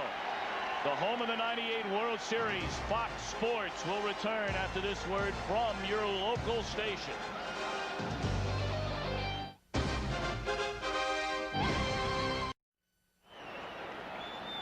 We open the top of the 7th. Game 2, National League Division Series. Atlanta winners in the opener yesterday afternoon, 7-1 behind John Smoltz. But Tom Glavine and the Braves trail 1-0. Mark Grace, Sammy Sosa, Glenn Allen Hill due up. And it's on the outside corner, 1-1 to Grace. And you see what he's done. You don't even want to go 1-1 to Mark Grace. Might as well fall behind 2-0, I guess. Well, now 1-2. And Grace is such a disciplined hitter. He's not afraid to go to a 2-strike count. We've seen him repeatedly throughout his career foul off pitch after pitch after pitch on a 2-strike count. Eventually, the pitcher will make a mistake. He'll get that base hit. 1-2 delivery.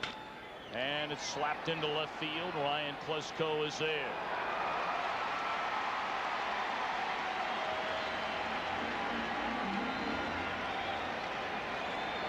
Now Glenn Allen Hill, not known for his defense, made a terrific play on the line drive by Galarraga, and of course Brant Brown. Well, you just had to feel so much for Brant Brown when he dropped that ball in the bottom of the 9th inning in Milwaukee to lose a game for Chicago. And Jim Riggleman stood up and says that is the organization's fault. Brant Brown is a first baseman by trade, and they have asked him to play center field, left field this year with the injuries to Lance Johnson, among others. And he had a great year filling in for Johnson, as well as playing left. And for his sake, you have to be happy that it didn't turn out to be completely disastrous for the Cubs. 0-1 to Sosa. One down, nobody on in the 7th. And it's a ball, a strike. Sosa walked, was thrown out, stealing in the 2nd inning. He popped up to the second baseman, Lockhart, in the 5th.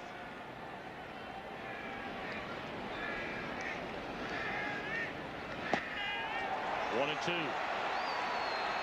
Just absolutely unhittable pitches from Tom Glavine to Sammy Sosa in this ball game tonight. Fastball just off of the outside corner, tailing down and away. Looks so tempting, but you just cannot get the bat to the ball.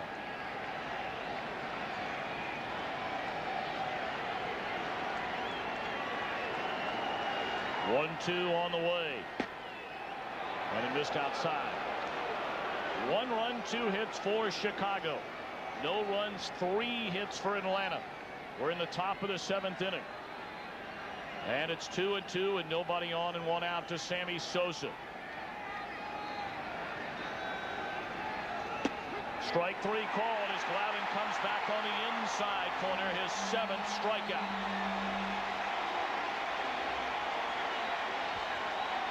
The Chicago Cubs, overwhelming underdogs coming into this series against the Atlanta Braves, the best team in the National League during the decade.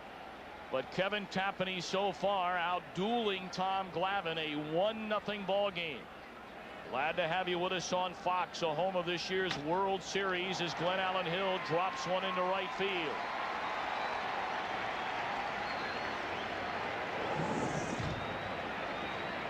Like to remind you this week another NFL Fox Sunday doubleheader, starting off with a classic NFC East matchup, the Cowboys and the Redskins, and later the Eagles and the Denver Broncos. Plus other regional action. Coverage gets underway noon Eastern, 9 Pacific, right here on Fox. Check your local listings. For the Broncos, Terrell Davis, maybe John Elway back over the weekend for the Super Bowl champions. Ball 1 to Gary Gaetti.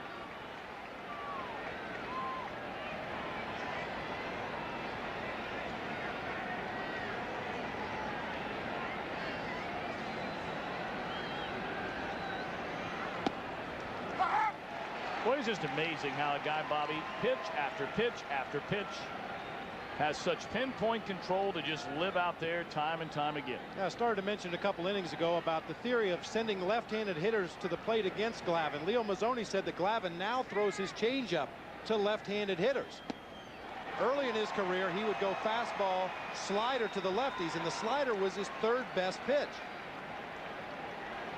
And you get a look at those numbers on the season for Tom Glavine. I still believe, though, if you send left-handed hitters to the plate against Tom Glavine, it takes away his strength. That low and away pitch to a right-hander is low and into a left-hander, and most lefties, that's their power spot. Gaetti gone on strikes. We move to the bottom half of the 7th. Still 1-0 Chicago.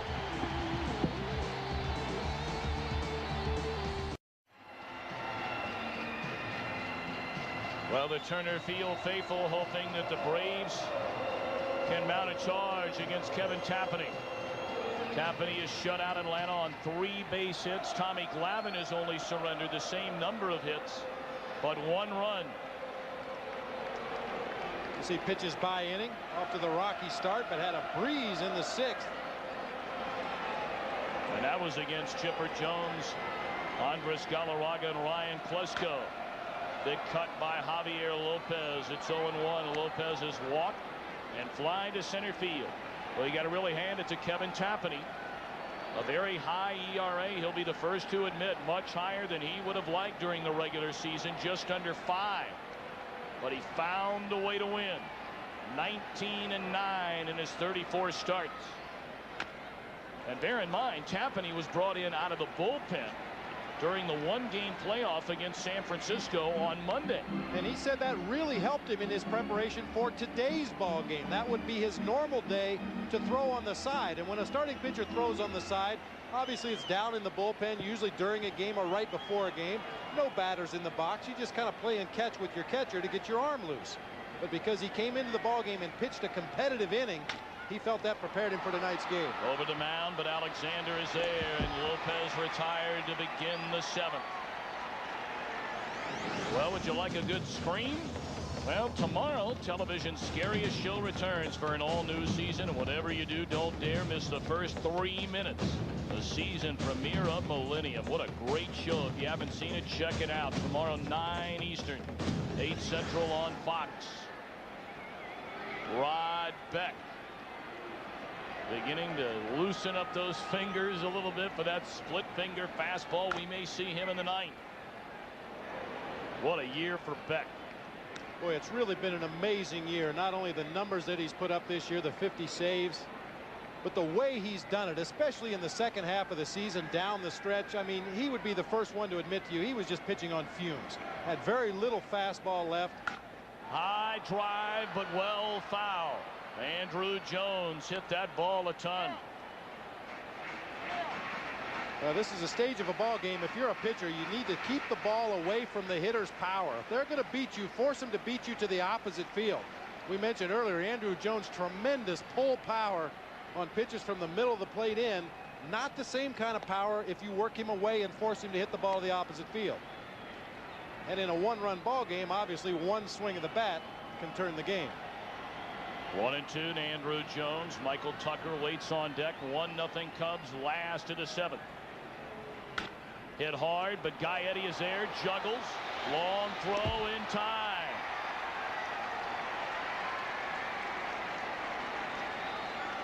Eight in a row retired by Kevin Tapani.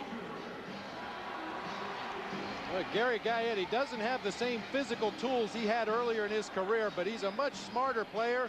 Positions himself correctly. Everything he's got on that throw across the infield to get the speedy Andrew Jones.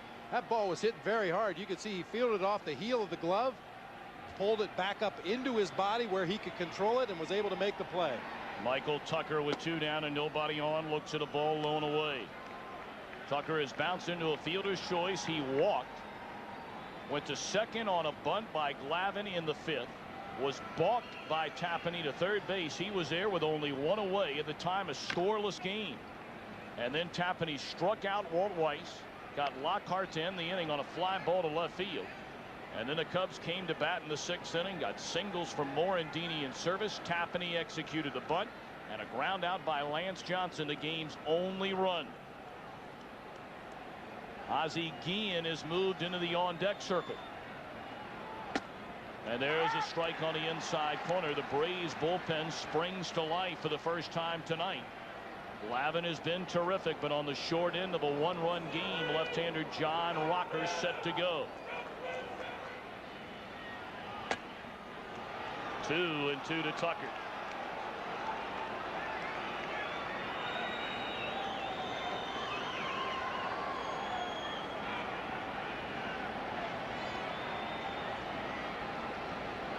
Two pitch into center field. It'll fall, a base hit for Tucker. So the evening is over for Tommy Glavine. Tucker keeps the 7th inning alive with a 2-out single, and Ozzie Guillen will come on to pinch hit.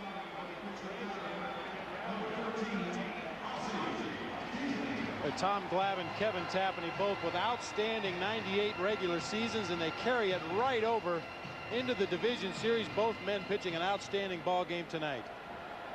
Close the book on Glavine. 7 innings, 3 hits, 1 run. He walked only 1, struck out 8.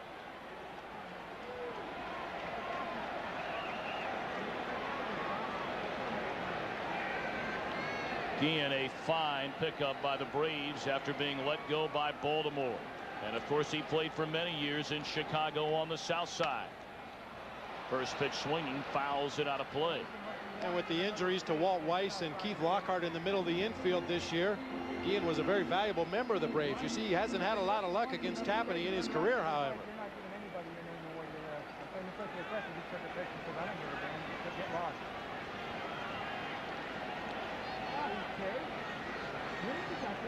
Oh, and 1 Ozzie Guillen, pinch hitting for Tommy Glavine with 2 away and 1 on here in the last of the 7th. Chicago 1-0 lead.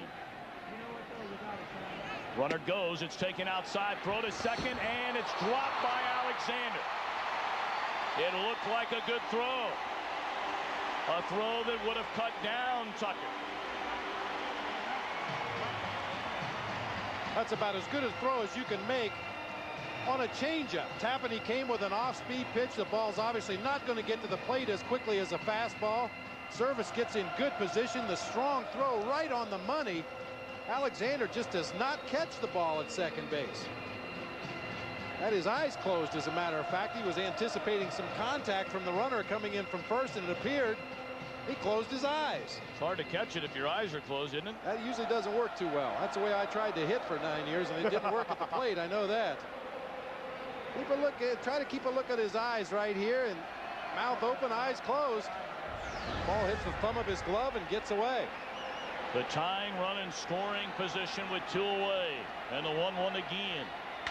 On the ground, right back to Tapani. He flips to Grace, and the Braves are gone in the 7th. Tapani shutout baseball through 7. 1-0 Chicago. Well, Kevin Tapani, every time he grips that baseball to uncork another pitch, he knows a precarious 1-0 lead, along with Bob Brenly, Tom Brenneman here at Turner Field in Atlanta as John Rocker comes on the pitch. And Bobby, the Cubs must feel all of a sudden, hey, maybe we have a chance. And I really think we're going to see Jim Riggleman give Kevin Tapani every opportunity to finish this ball game. We know the Cubs bullpen is a little tattered, a little worn down. With Kerry Wood starting game 3, you figure to get in the bullpen because Wood has not started for a month. So I think we're going to see Jim Riggleman give Kevin Tapani every possible opportunity to finish this ball game. John Rocker, the rookie, on the pitch in relief of Tom Glavine.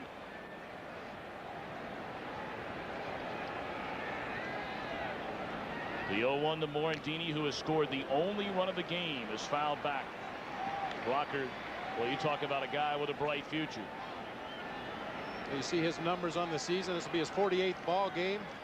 High strikeout total. Does walk a few batters from time to time. Throws in the upper 90s. Along with Rudy Cianez, the right-handed setup man in that Braves bullpen. These guys did a fine job of getting the ball to Kerry Lightenberg when the Braves had a lead. Morandini gone on strikes.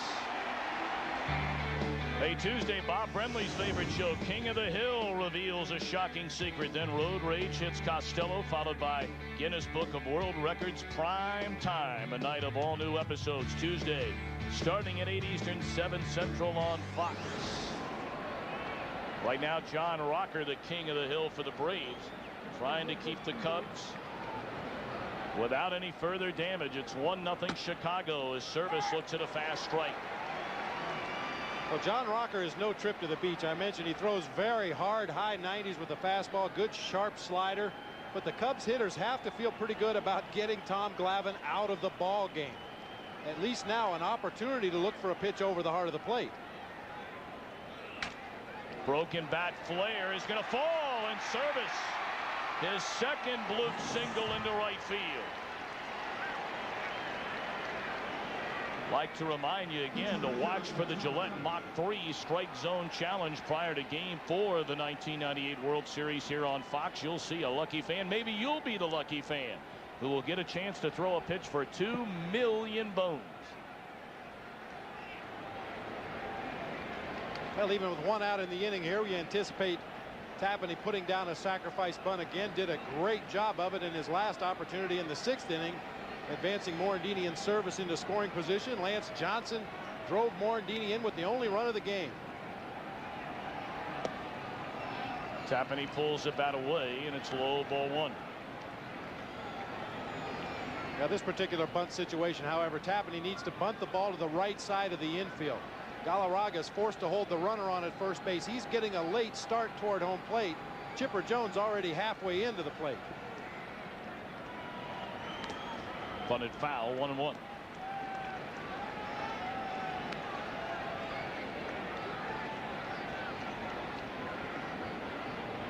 Tapani has silenced Galarraga, Chipper Jones in this high-octane Atlanta Braves offense through the first 7 innings on just 4 base hits. 1-1. And again fouled off, this time first base side. Keep the bunt on? I think so. You know, Tapani, as you mentioned, does have a home run. He batted .133 on the regular season, but his chances of getting a base hit against a hard thrower like John Rocker are fairly slim. I tell you, his chances of putting down a bunt are fairly slim too. But I think they're going to take one more shot to try to advance service to second base for the top of the order.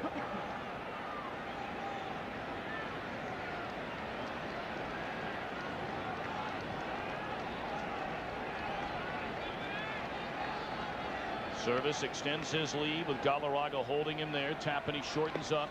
And did he offer the pitch? No. It's down and in. 2-2.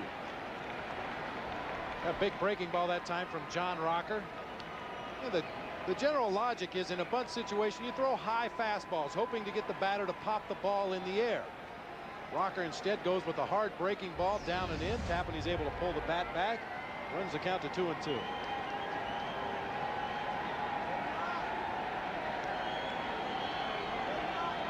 Break-even pitch. Bunted again splendidly by Tapani. Galarraga gets the out. Give Tapani his 2nd sacrifice of the game. He had 5 the entire regular season. And it's what we talked about with Tapani earlier, Bobby. He just gets the job done. Just finds a way to do what it takes to win ball games. Puts the bunt down perfectly. First base side, Galarraga calls off Rocker. Throws on to Lockhart covering first base. You see Scott Service in the back of your picture on his way to second. No play on him. And sets the table once again for the man with the only RBI in the ball game, Lance Johnson. 51,713 at Turner Field in Atlanta. The largest crowd ever to see a game in this ballpark. The Cubs are in town trying to even this series. Boy, if there's ever the David versus Goliath in an opening round of a playoff, this is it. And the Cubs trying to tie it at 1 game apiece. And Johnson, first pitch swinging, is down a strike. Rocker with a 96-mile-an-hour heater, and Lance Johnson with a very uncharacteristic swing. Normally a contact hitter, likes to slap the ball around. That time he looked like he was going for the downs himself. A ground out. Johnson to Lockhart has scored the game's only run. Service at second with 2 away. A good breaking ball there from Rocker. He brings you the gas, and then 84. That thing must look like it's 40. Scott Service really needs to work on his secondary lead at second base in the event of a base hit. It's going to be tough to score. 0-2. Strike 3 called on the outside corner. The Braves will bat in the bottom of the 8th inning, and the top of the order due up 1-0 Chicago. The 1998 National League Division Series on Fox is brought to you by Gillette Mach 3, the first triple blade razor, and by MasterCard, official card of Major League Baseball and fan of the great American pastime. Turner Field in Atlanta. Kevin Tapani won 19 times during the regular season with an ERA of 4.85. And thus far, he has silenced the Atlanta offense. We open the bottom of the 8th. 1-0 Cubs in front. Walt Weiss to lead things off, and it's ball 1. Well, turnabout fair play. Cub fans will tell you the Atlanta Braves have shut out the opposition 23 times this season, most by far in the National League. The Braves themselves only shut out 6 times. What a game here in Atlanta. 1-1 to Weiss. He'll be followed by Lockhart and then Chipper Jones.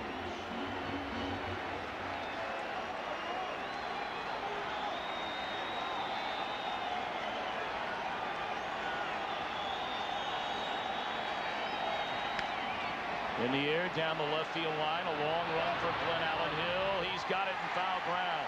1 away.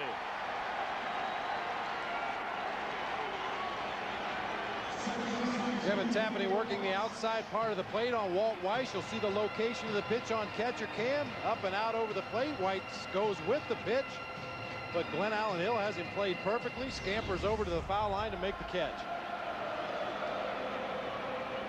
Kevin Tapani, a big deep breath. The leadoff man retired. Last of the 8th inning. Cubs in front 1-0, and now it's Lockhart who has one of the 4 Atlanta hits in the game, but that was all the way back in the first inning.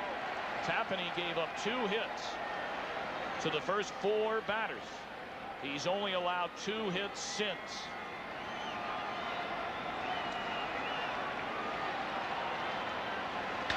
On the ground, Gaetti down on both knees. 2 away.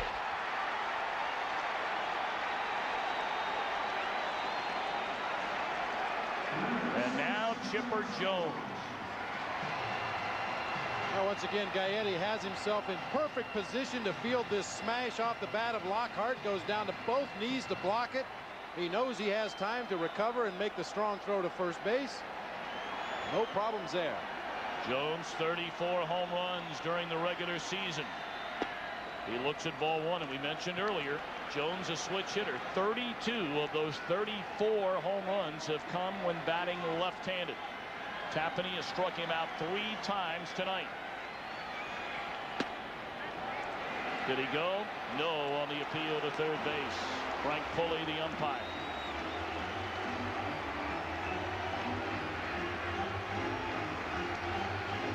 Larry Wayne Jones, nicknamed Chipper, a chip off the old block. His father, a high school baseball coach, and another monster year for him. 3-0 with Galarraga waiting on deck. And once again, we mentioned it earlier in the ball game. Bobby Cox is notorious for turning his hitters loose on 3-0 counts. If it's a pitch they think they can handle, they've got the green light to go ahead and swing away. You have to believe Chipper Jones has the green light here, but he's looking for one pitch in one location. Terry Mulholland gets loose in the Chicago pen, and there is ball 4. Rod Beck has just started to warm up, joining Mulholland in the Chicago bullpen. Galarraga coming to bat, representing the go-ahead run here in the 8th. Well, Mulholland is ready to come into the ball game. He's a very quick reliever. He gets loose in a hurry. You can see he's not even throwing right now. He's been up since the beginning of the inning. You can see him shaking his head no. They were asking, is Rod Beck ready? Mulholland asked him, then shook his head no to the bullpen coach that no, Rod Beck is not ready yet. Galarraga led Atlanta with 44 home runs on the season. He gets jammed with a pitch and pops it up. It should end the 8th, and it will. Kevin Tapani, 8 innings, 4 hits, no runs. Cubs 1, Braves nothing.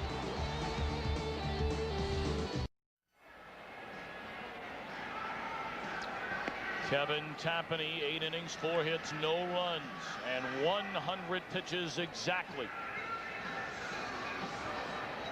We'd like to remind you, NBC will bring you Game 3 in the American League Division Series between the Yankees and the Rangers. Bob Costas, Joe Morgan on the call, then ESPN. 4 in the afternoon tomorrow. Series tied 1 apiece, Cleveland and Boston. We're right here on Fox. Coming your way on Saturday, Joe Buck, Tim McCarver with Cleveland and Boston. We'd like to remind you this copyrighted telecast presented by authority of the Commissioner of Baseball may not be reproduced or retransmitted in any form, and the accounts and descriptions of this game may not be disseminated without express written consent. Rudy Cianes now on to pitch From the Atlanta bullpen, Cubs lead 1-0. We open the 9th inning. Alexander, Grace, and Sosa due up. And Alexander, first pitch swinging, pops it up to Walt Weiss. And he makes the play. Our Dr. Pepper play of the game. With one away, a rope off the bat of Andres Galarraga. And how about this, Glenn Allen Hill? I'll tell you, that's not an easy play to make. On the dead run, that ball is going away from you and sinking at the same time. It's not very high above the lights of the stadium. A lot of things working against him, but Glenn Allen Hill made a great play. Mark Grace with nobody on and 1 out. Strike one. What a year for Cianes. You can say that about Rockers, Cianes, Whitenberg, right on down the line. Good look at Cianes' numbers on the season. A very hard thrower, 50 strikeouts in 36 innings pitched. Also has a very good straight changeup. Grace is 1 of 3 against him, and there was a changeup. Strike 2 called. Grace didn't like it. Grace now, Sosa next in the Chicago 9th. You're looking ahead of the bottom of the 9th. It'll be Klesko, Lopez, and Andrew Jones for the Braves. That missed inside. Bobby, if you're Jim Riggleman, you leave Kevin Tapani in the game or bring in Rod Beck? I personally would send Tapani back out there. He has Mulholland and Beck both ready by this point. If Tapani gets into any trouble, perhaps at that point you go to the bullpen. But I think the young man has pitched well enough tonight to deserve to go out there and have an opportunity to finish this ball game. Also, as I mentioned, that rests that bullpen one more day. You have to anticipate you're going to need some relief pitchers in the Kerry Wood start at Wrigley Field. 2-2 to Grace.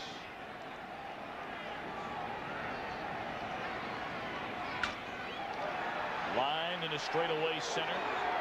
Andrew Jones has it. Second out of the inning.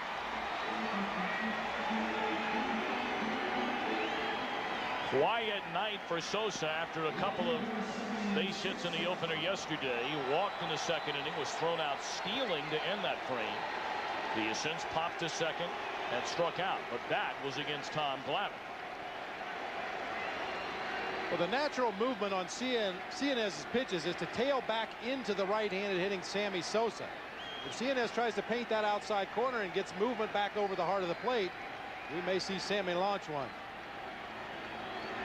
Sammy Sosa made it very, very clear over the last month of the season. The home run chase with Mark McGwire was great as he pops that ball back out of play.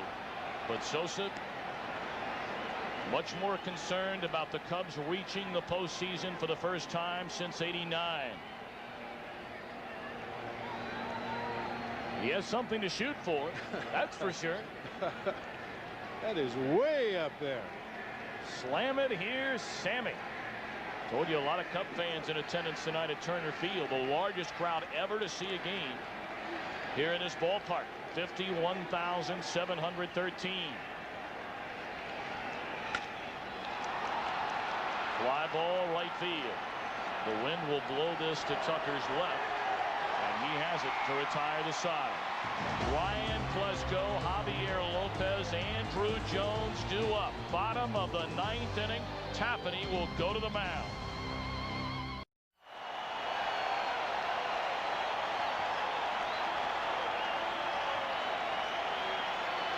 Kevin Tapani takes the mound, bottom half of the 9th inning. And you see the numbers, a brilliant outing by Tapani, trying to even this series at a game apiece headed back to Chicago Saturday.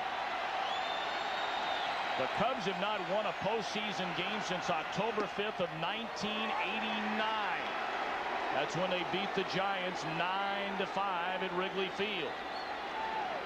The only man remaining from that team, Mark Grace. 0-1 to Klesko. 0-2. Klesko has struck out, singled, and fouled out to third.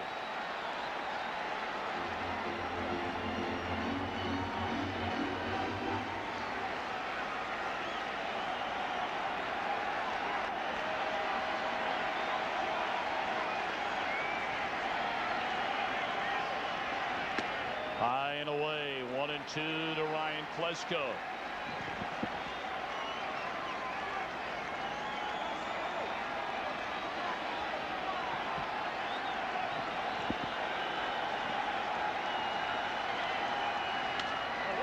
straightaway center field. Lance Johnson, first out, bottom of the ninth.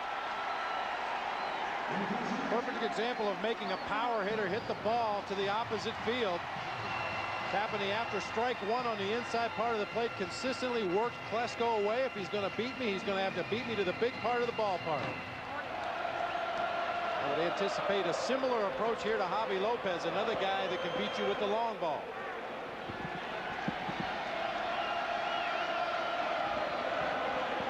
Javier Lopez with one away, bottom of the ninth. Lopez looks at ball one outside. Lopez's walk, fly to center, bounce to short. He had 34 home runs during the regular season. The Braves a swing away from tying the game. Long drive, deep left field, and the game is tied.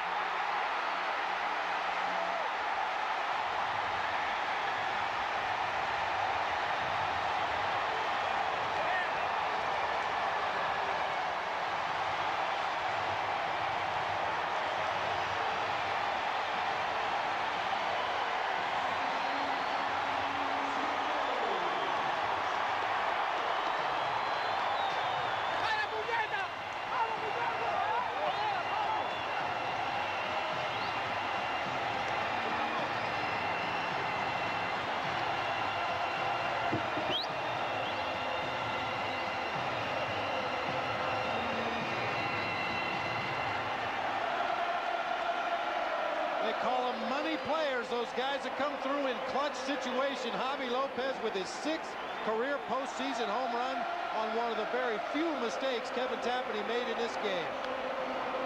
And now it's Andrew Jones. He's down a strike.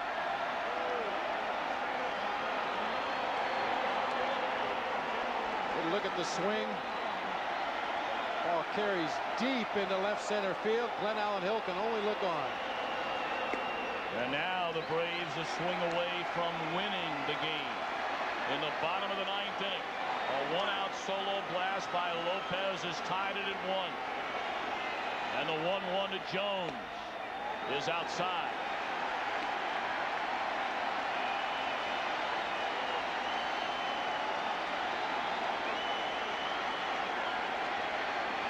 The left-hander Terry Mulholland, the right-hander Rod Beck, ready to go.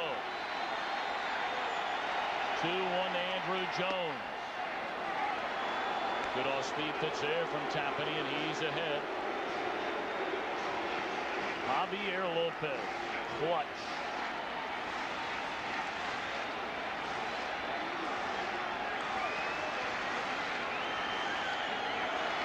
2-2 pitch. Shallow right field coming in. Sosa, he's got it. 2 away.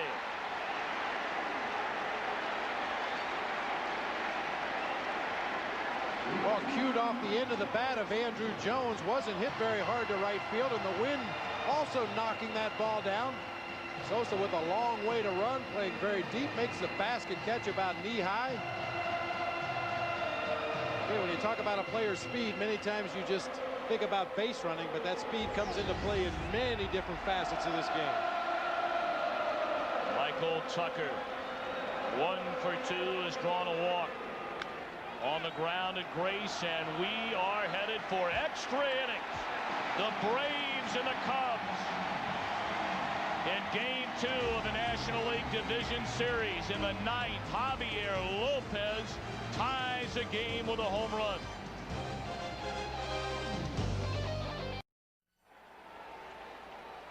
.111 pitches in the ball game for Kevin Tapani. One of only a few mistakes that he made in the ball game. Got a fastball up over the heart of the plate.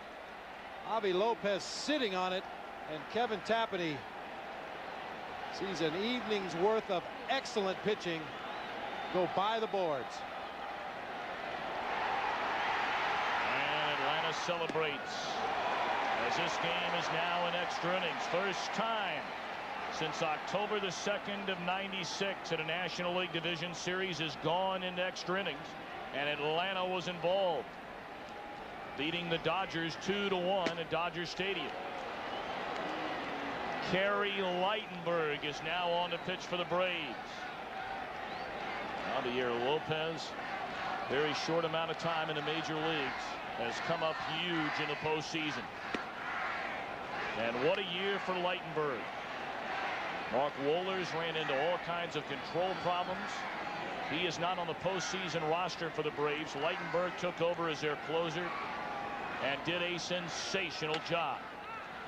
2-2 to Glenn Allen Hill. He'll be followed by Gary Gaetti and Mickey Morandini.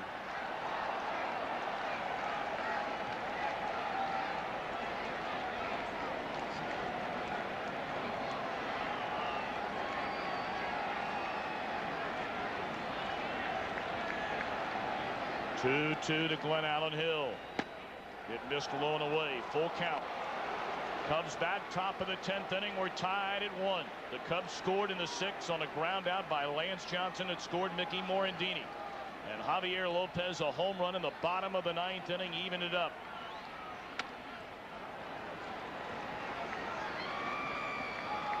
Well, there's not a lot of experience in that Atlanta bullpen outside of Dennis Martinez as you see the numbers on Lightenberg. The first rookie since Todd Worrell to save 30 or more games.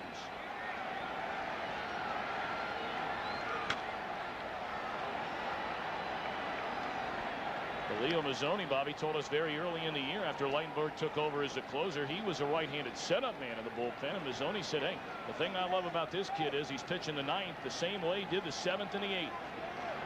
Just give him the ball. He only knows one way to go out there. Hard sinker, hard slider. He has walked Glenn Allen Hill to begin the 10th. Perhaps nervousness on the part of Lightenberg. We asked him about that going into postseason play yesterday. I saw Greg today, and he's, he thinks I'm real nervous about being in the postseason. He's like, just relax, because I get nervous too. And I told him that I get more nervous doing like this sort of thing, talking in front of a camera, than I do going out on the field. So now the batter, Gary Gaetti, and a throw sends Hill back to the bag. Well, Lightenberg does have limited postseason experience. Last year against the Florida Marlins in the LCS. Pitched 3 innings in a couple of ball games, struck out 4 batters, didn't walk anybody, gave up only 1 hit. Gaetti asked to bunt and does so perfectly as Galarraga throws onto the covering Lockhart and give Gary Gaetti the sacrifice, getting Glenn Allen Hill the go-ahead run into scoring position.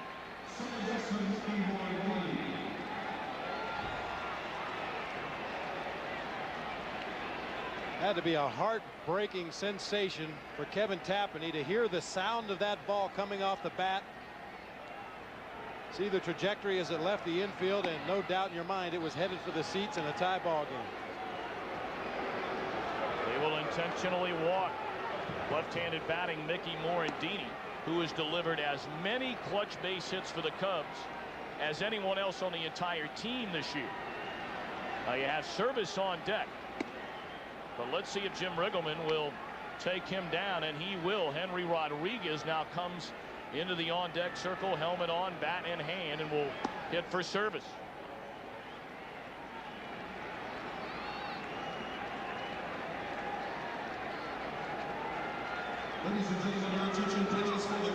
The left-hander, Dallas Perez, the right-hander, the long-time veteran, Dennis Martinez. Does Bobby Cox counter here and bring in Perez to face Rodriguez?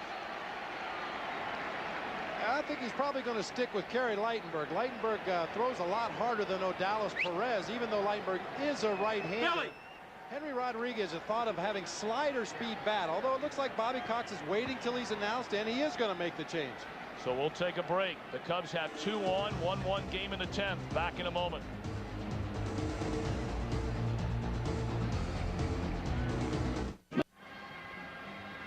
1-1 game, top of the 10th inning. 1 out and 2 on, and a long-time Brave, Jeff Blauser, will be sent up to bat against the left-hander Perez. Jim Riggleman taking down Henry Rodriguez. Of course, Blauser, a #1 pick by the Braves back in 1984. Blauser spent 14 years in the Atlanta organization, makes his home here in an Atlanta suburb. Had a monster 1997, then left the Braves and signed with the Cubs as a free agent. And now has a chance to give his new team a lead against his former team. Perez out of the bullpen with Hill at second and Morandini on at first. And Blauser is down a strike. See what Jeff Blauser has done in his career. 12 major league seasons, 56 postseason games. See his years with the Braves, and of course a World Series title in 1995 with the Braves.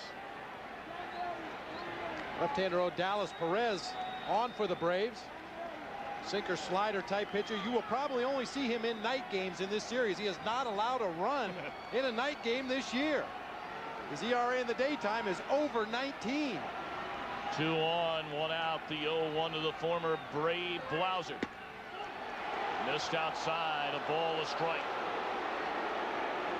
Well, many have felt that this Brave bullpen, the Achilles heel of this team going into the postseason with no Mark Wohlers. They know they have great starting pitching, but a lot of inexperience in the pen. Leitenberg retired only 1 batter. He walked 2. Good fastball there, and it's 1-2. Atlanta bullpen still busy.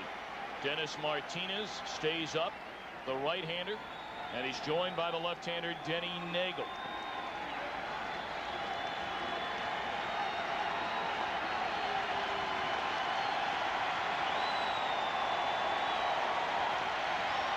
Two on, 1 out. 1-2 pitch to Blauser.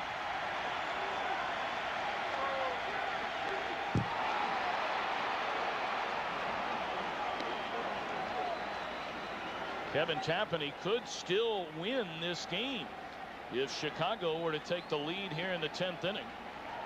And then Rod Beck save it in the bottom half of the 10th. And the Cubs are banging on the door with Glenn Allen Hill at second base and Mickey Morandini at first. Only 1 out.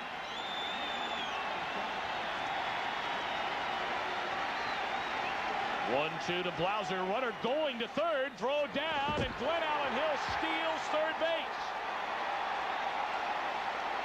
How about that? Well, I'm sure this is Glenn Allen Hill just reacting on his own out there. He saw Perez paying very little attention to him. The big leg kick and the delivery to home plate. Glenn Allen Hill gets a walking lead, runs right into the movement to third base. Strong throw to third, but as you can see, Glenn Allen Hill was already on the bag, had his momentum going that way. Takes a quick peek in to see what's happening at home plate and slides in with no tag. The go-ahead run for the Cubs is Hill at third base with only 1 out. And Jeff Blauser a chance to do his former team in here in the 10th. Now we mentioned it's been a very emotional season for the Cubs. They've been into every play of this ball game, as they have every game throughout the summer. 2-2 to Blauser. It missed inside. The count is full. Jeff Blauser had such a great season for Atlanta last year. They elected not to sign him as a free agent. And he has had, quite honestly, a miserable season in Chicago this year. But, oh, a chance to make amends. I was about to say a base hit right now would change all that. The infield draws in for the Braves. Go ahead run at third base. Over at first, it's Morandini. 3-2 pitch from Perez, and here she comes. Check, swing and a miss. Throw down to second base. Out at second base.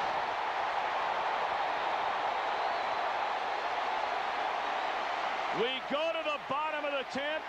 The Cubs miss a golden chance.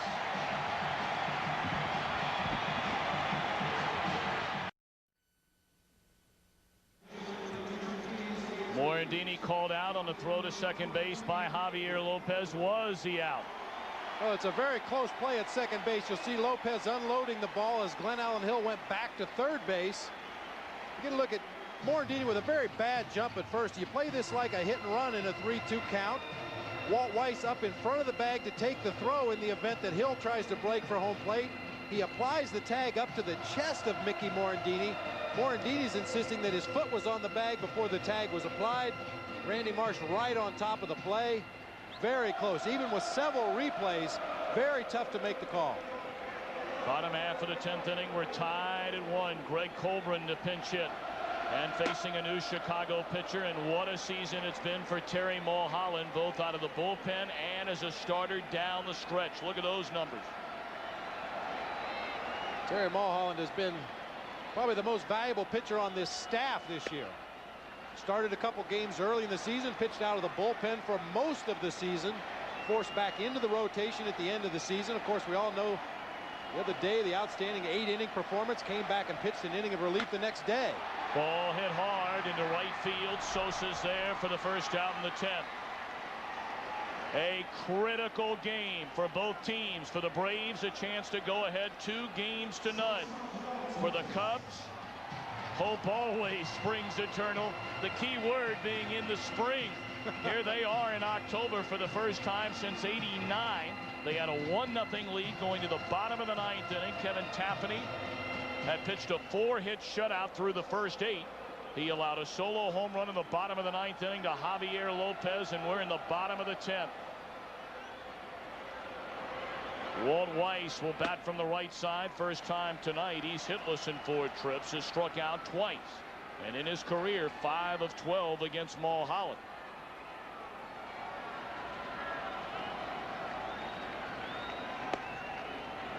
On the inside corner, a called strike, 1-1.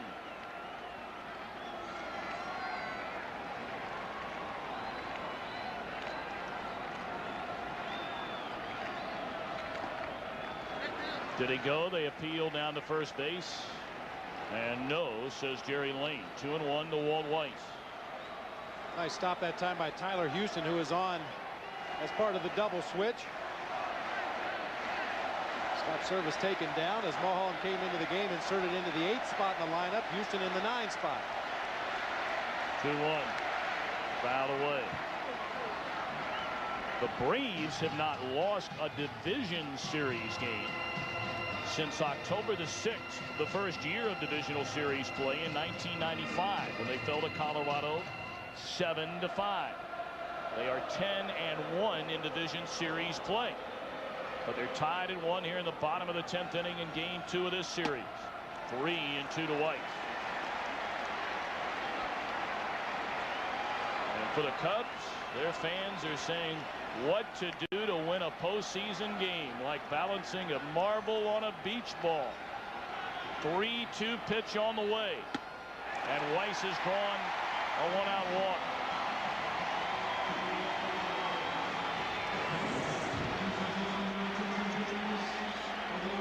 Walt Weiss is a high percentage base stealer, 7 out of 8 this year. But Terry Mulholland, one of the best pickoff moves in all of baseball. The quick step-off move and the snap throw over to first base. Many times he picks guys off who have no intention of stealing.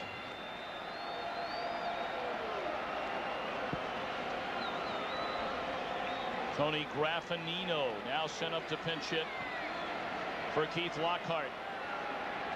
Graffinino 1 of 7 in his career against Mulholland. There you see that snap throw sending Weiss diving back to the bag. And the thing about that move is Mulholland will throw over at any time while he's taking the sign from his catcher, in the middle of his delivery, or rather in the middle of his set position. After he comes set, he'll throw over there at any time. Graffinino bunting to Grace, who will underhand to Mulholland, and he missed the bag. Disaster from the beginning, with Grace and Mulholland chasing the bunt.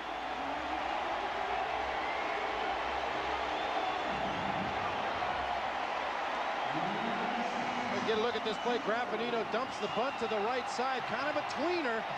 Mulholland thought he had it initially. Grace picks it up. He was looking at Mickey Morandini as he made the toss.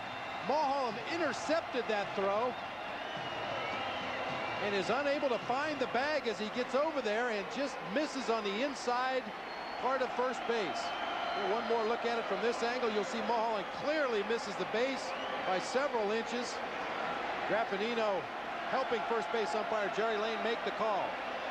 Sacrifice error, Mulholland, the scoring decision. The Braves with a winning run at second in the bottom of the 10th. And Chipper Jones about it. Hammered down the left field line. Fair ball. Braves win. They lead 2-0.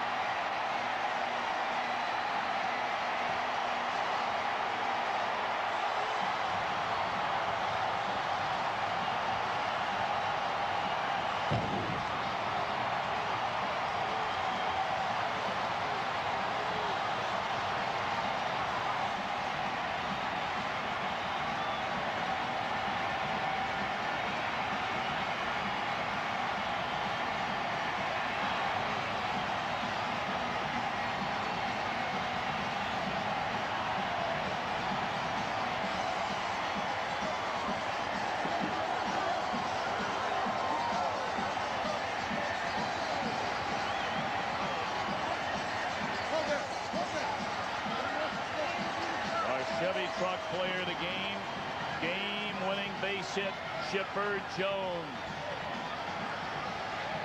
Reminiscent of Carlton Fisk, hopping down that first base line, wishing the ball fair, and celebrating after it lands safely down that left field line.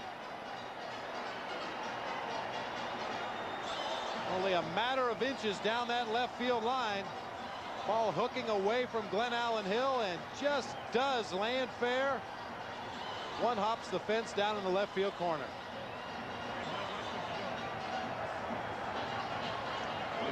Oh, the Cubs to watch their postseason perhaps completely slipping away. Yes, there is time, but they trail 2-0. This was a huge game for Chicago and for the Braves. A chance for a 3-game sweep. Chip Carey and Steve Lyons will join us in a moment.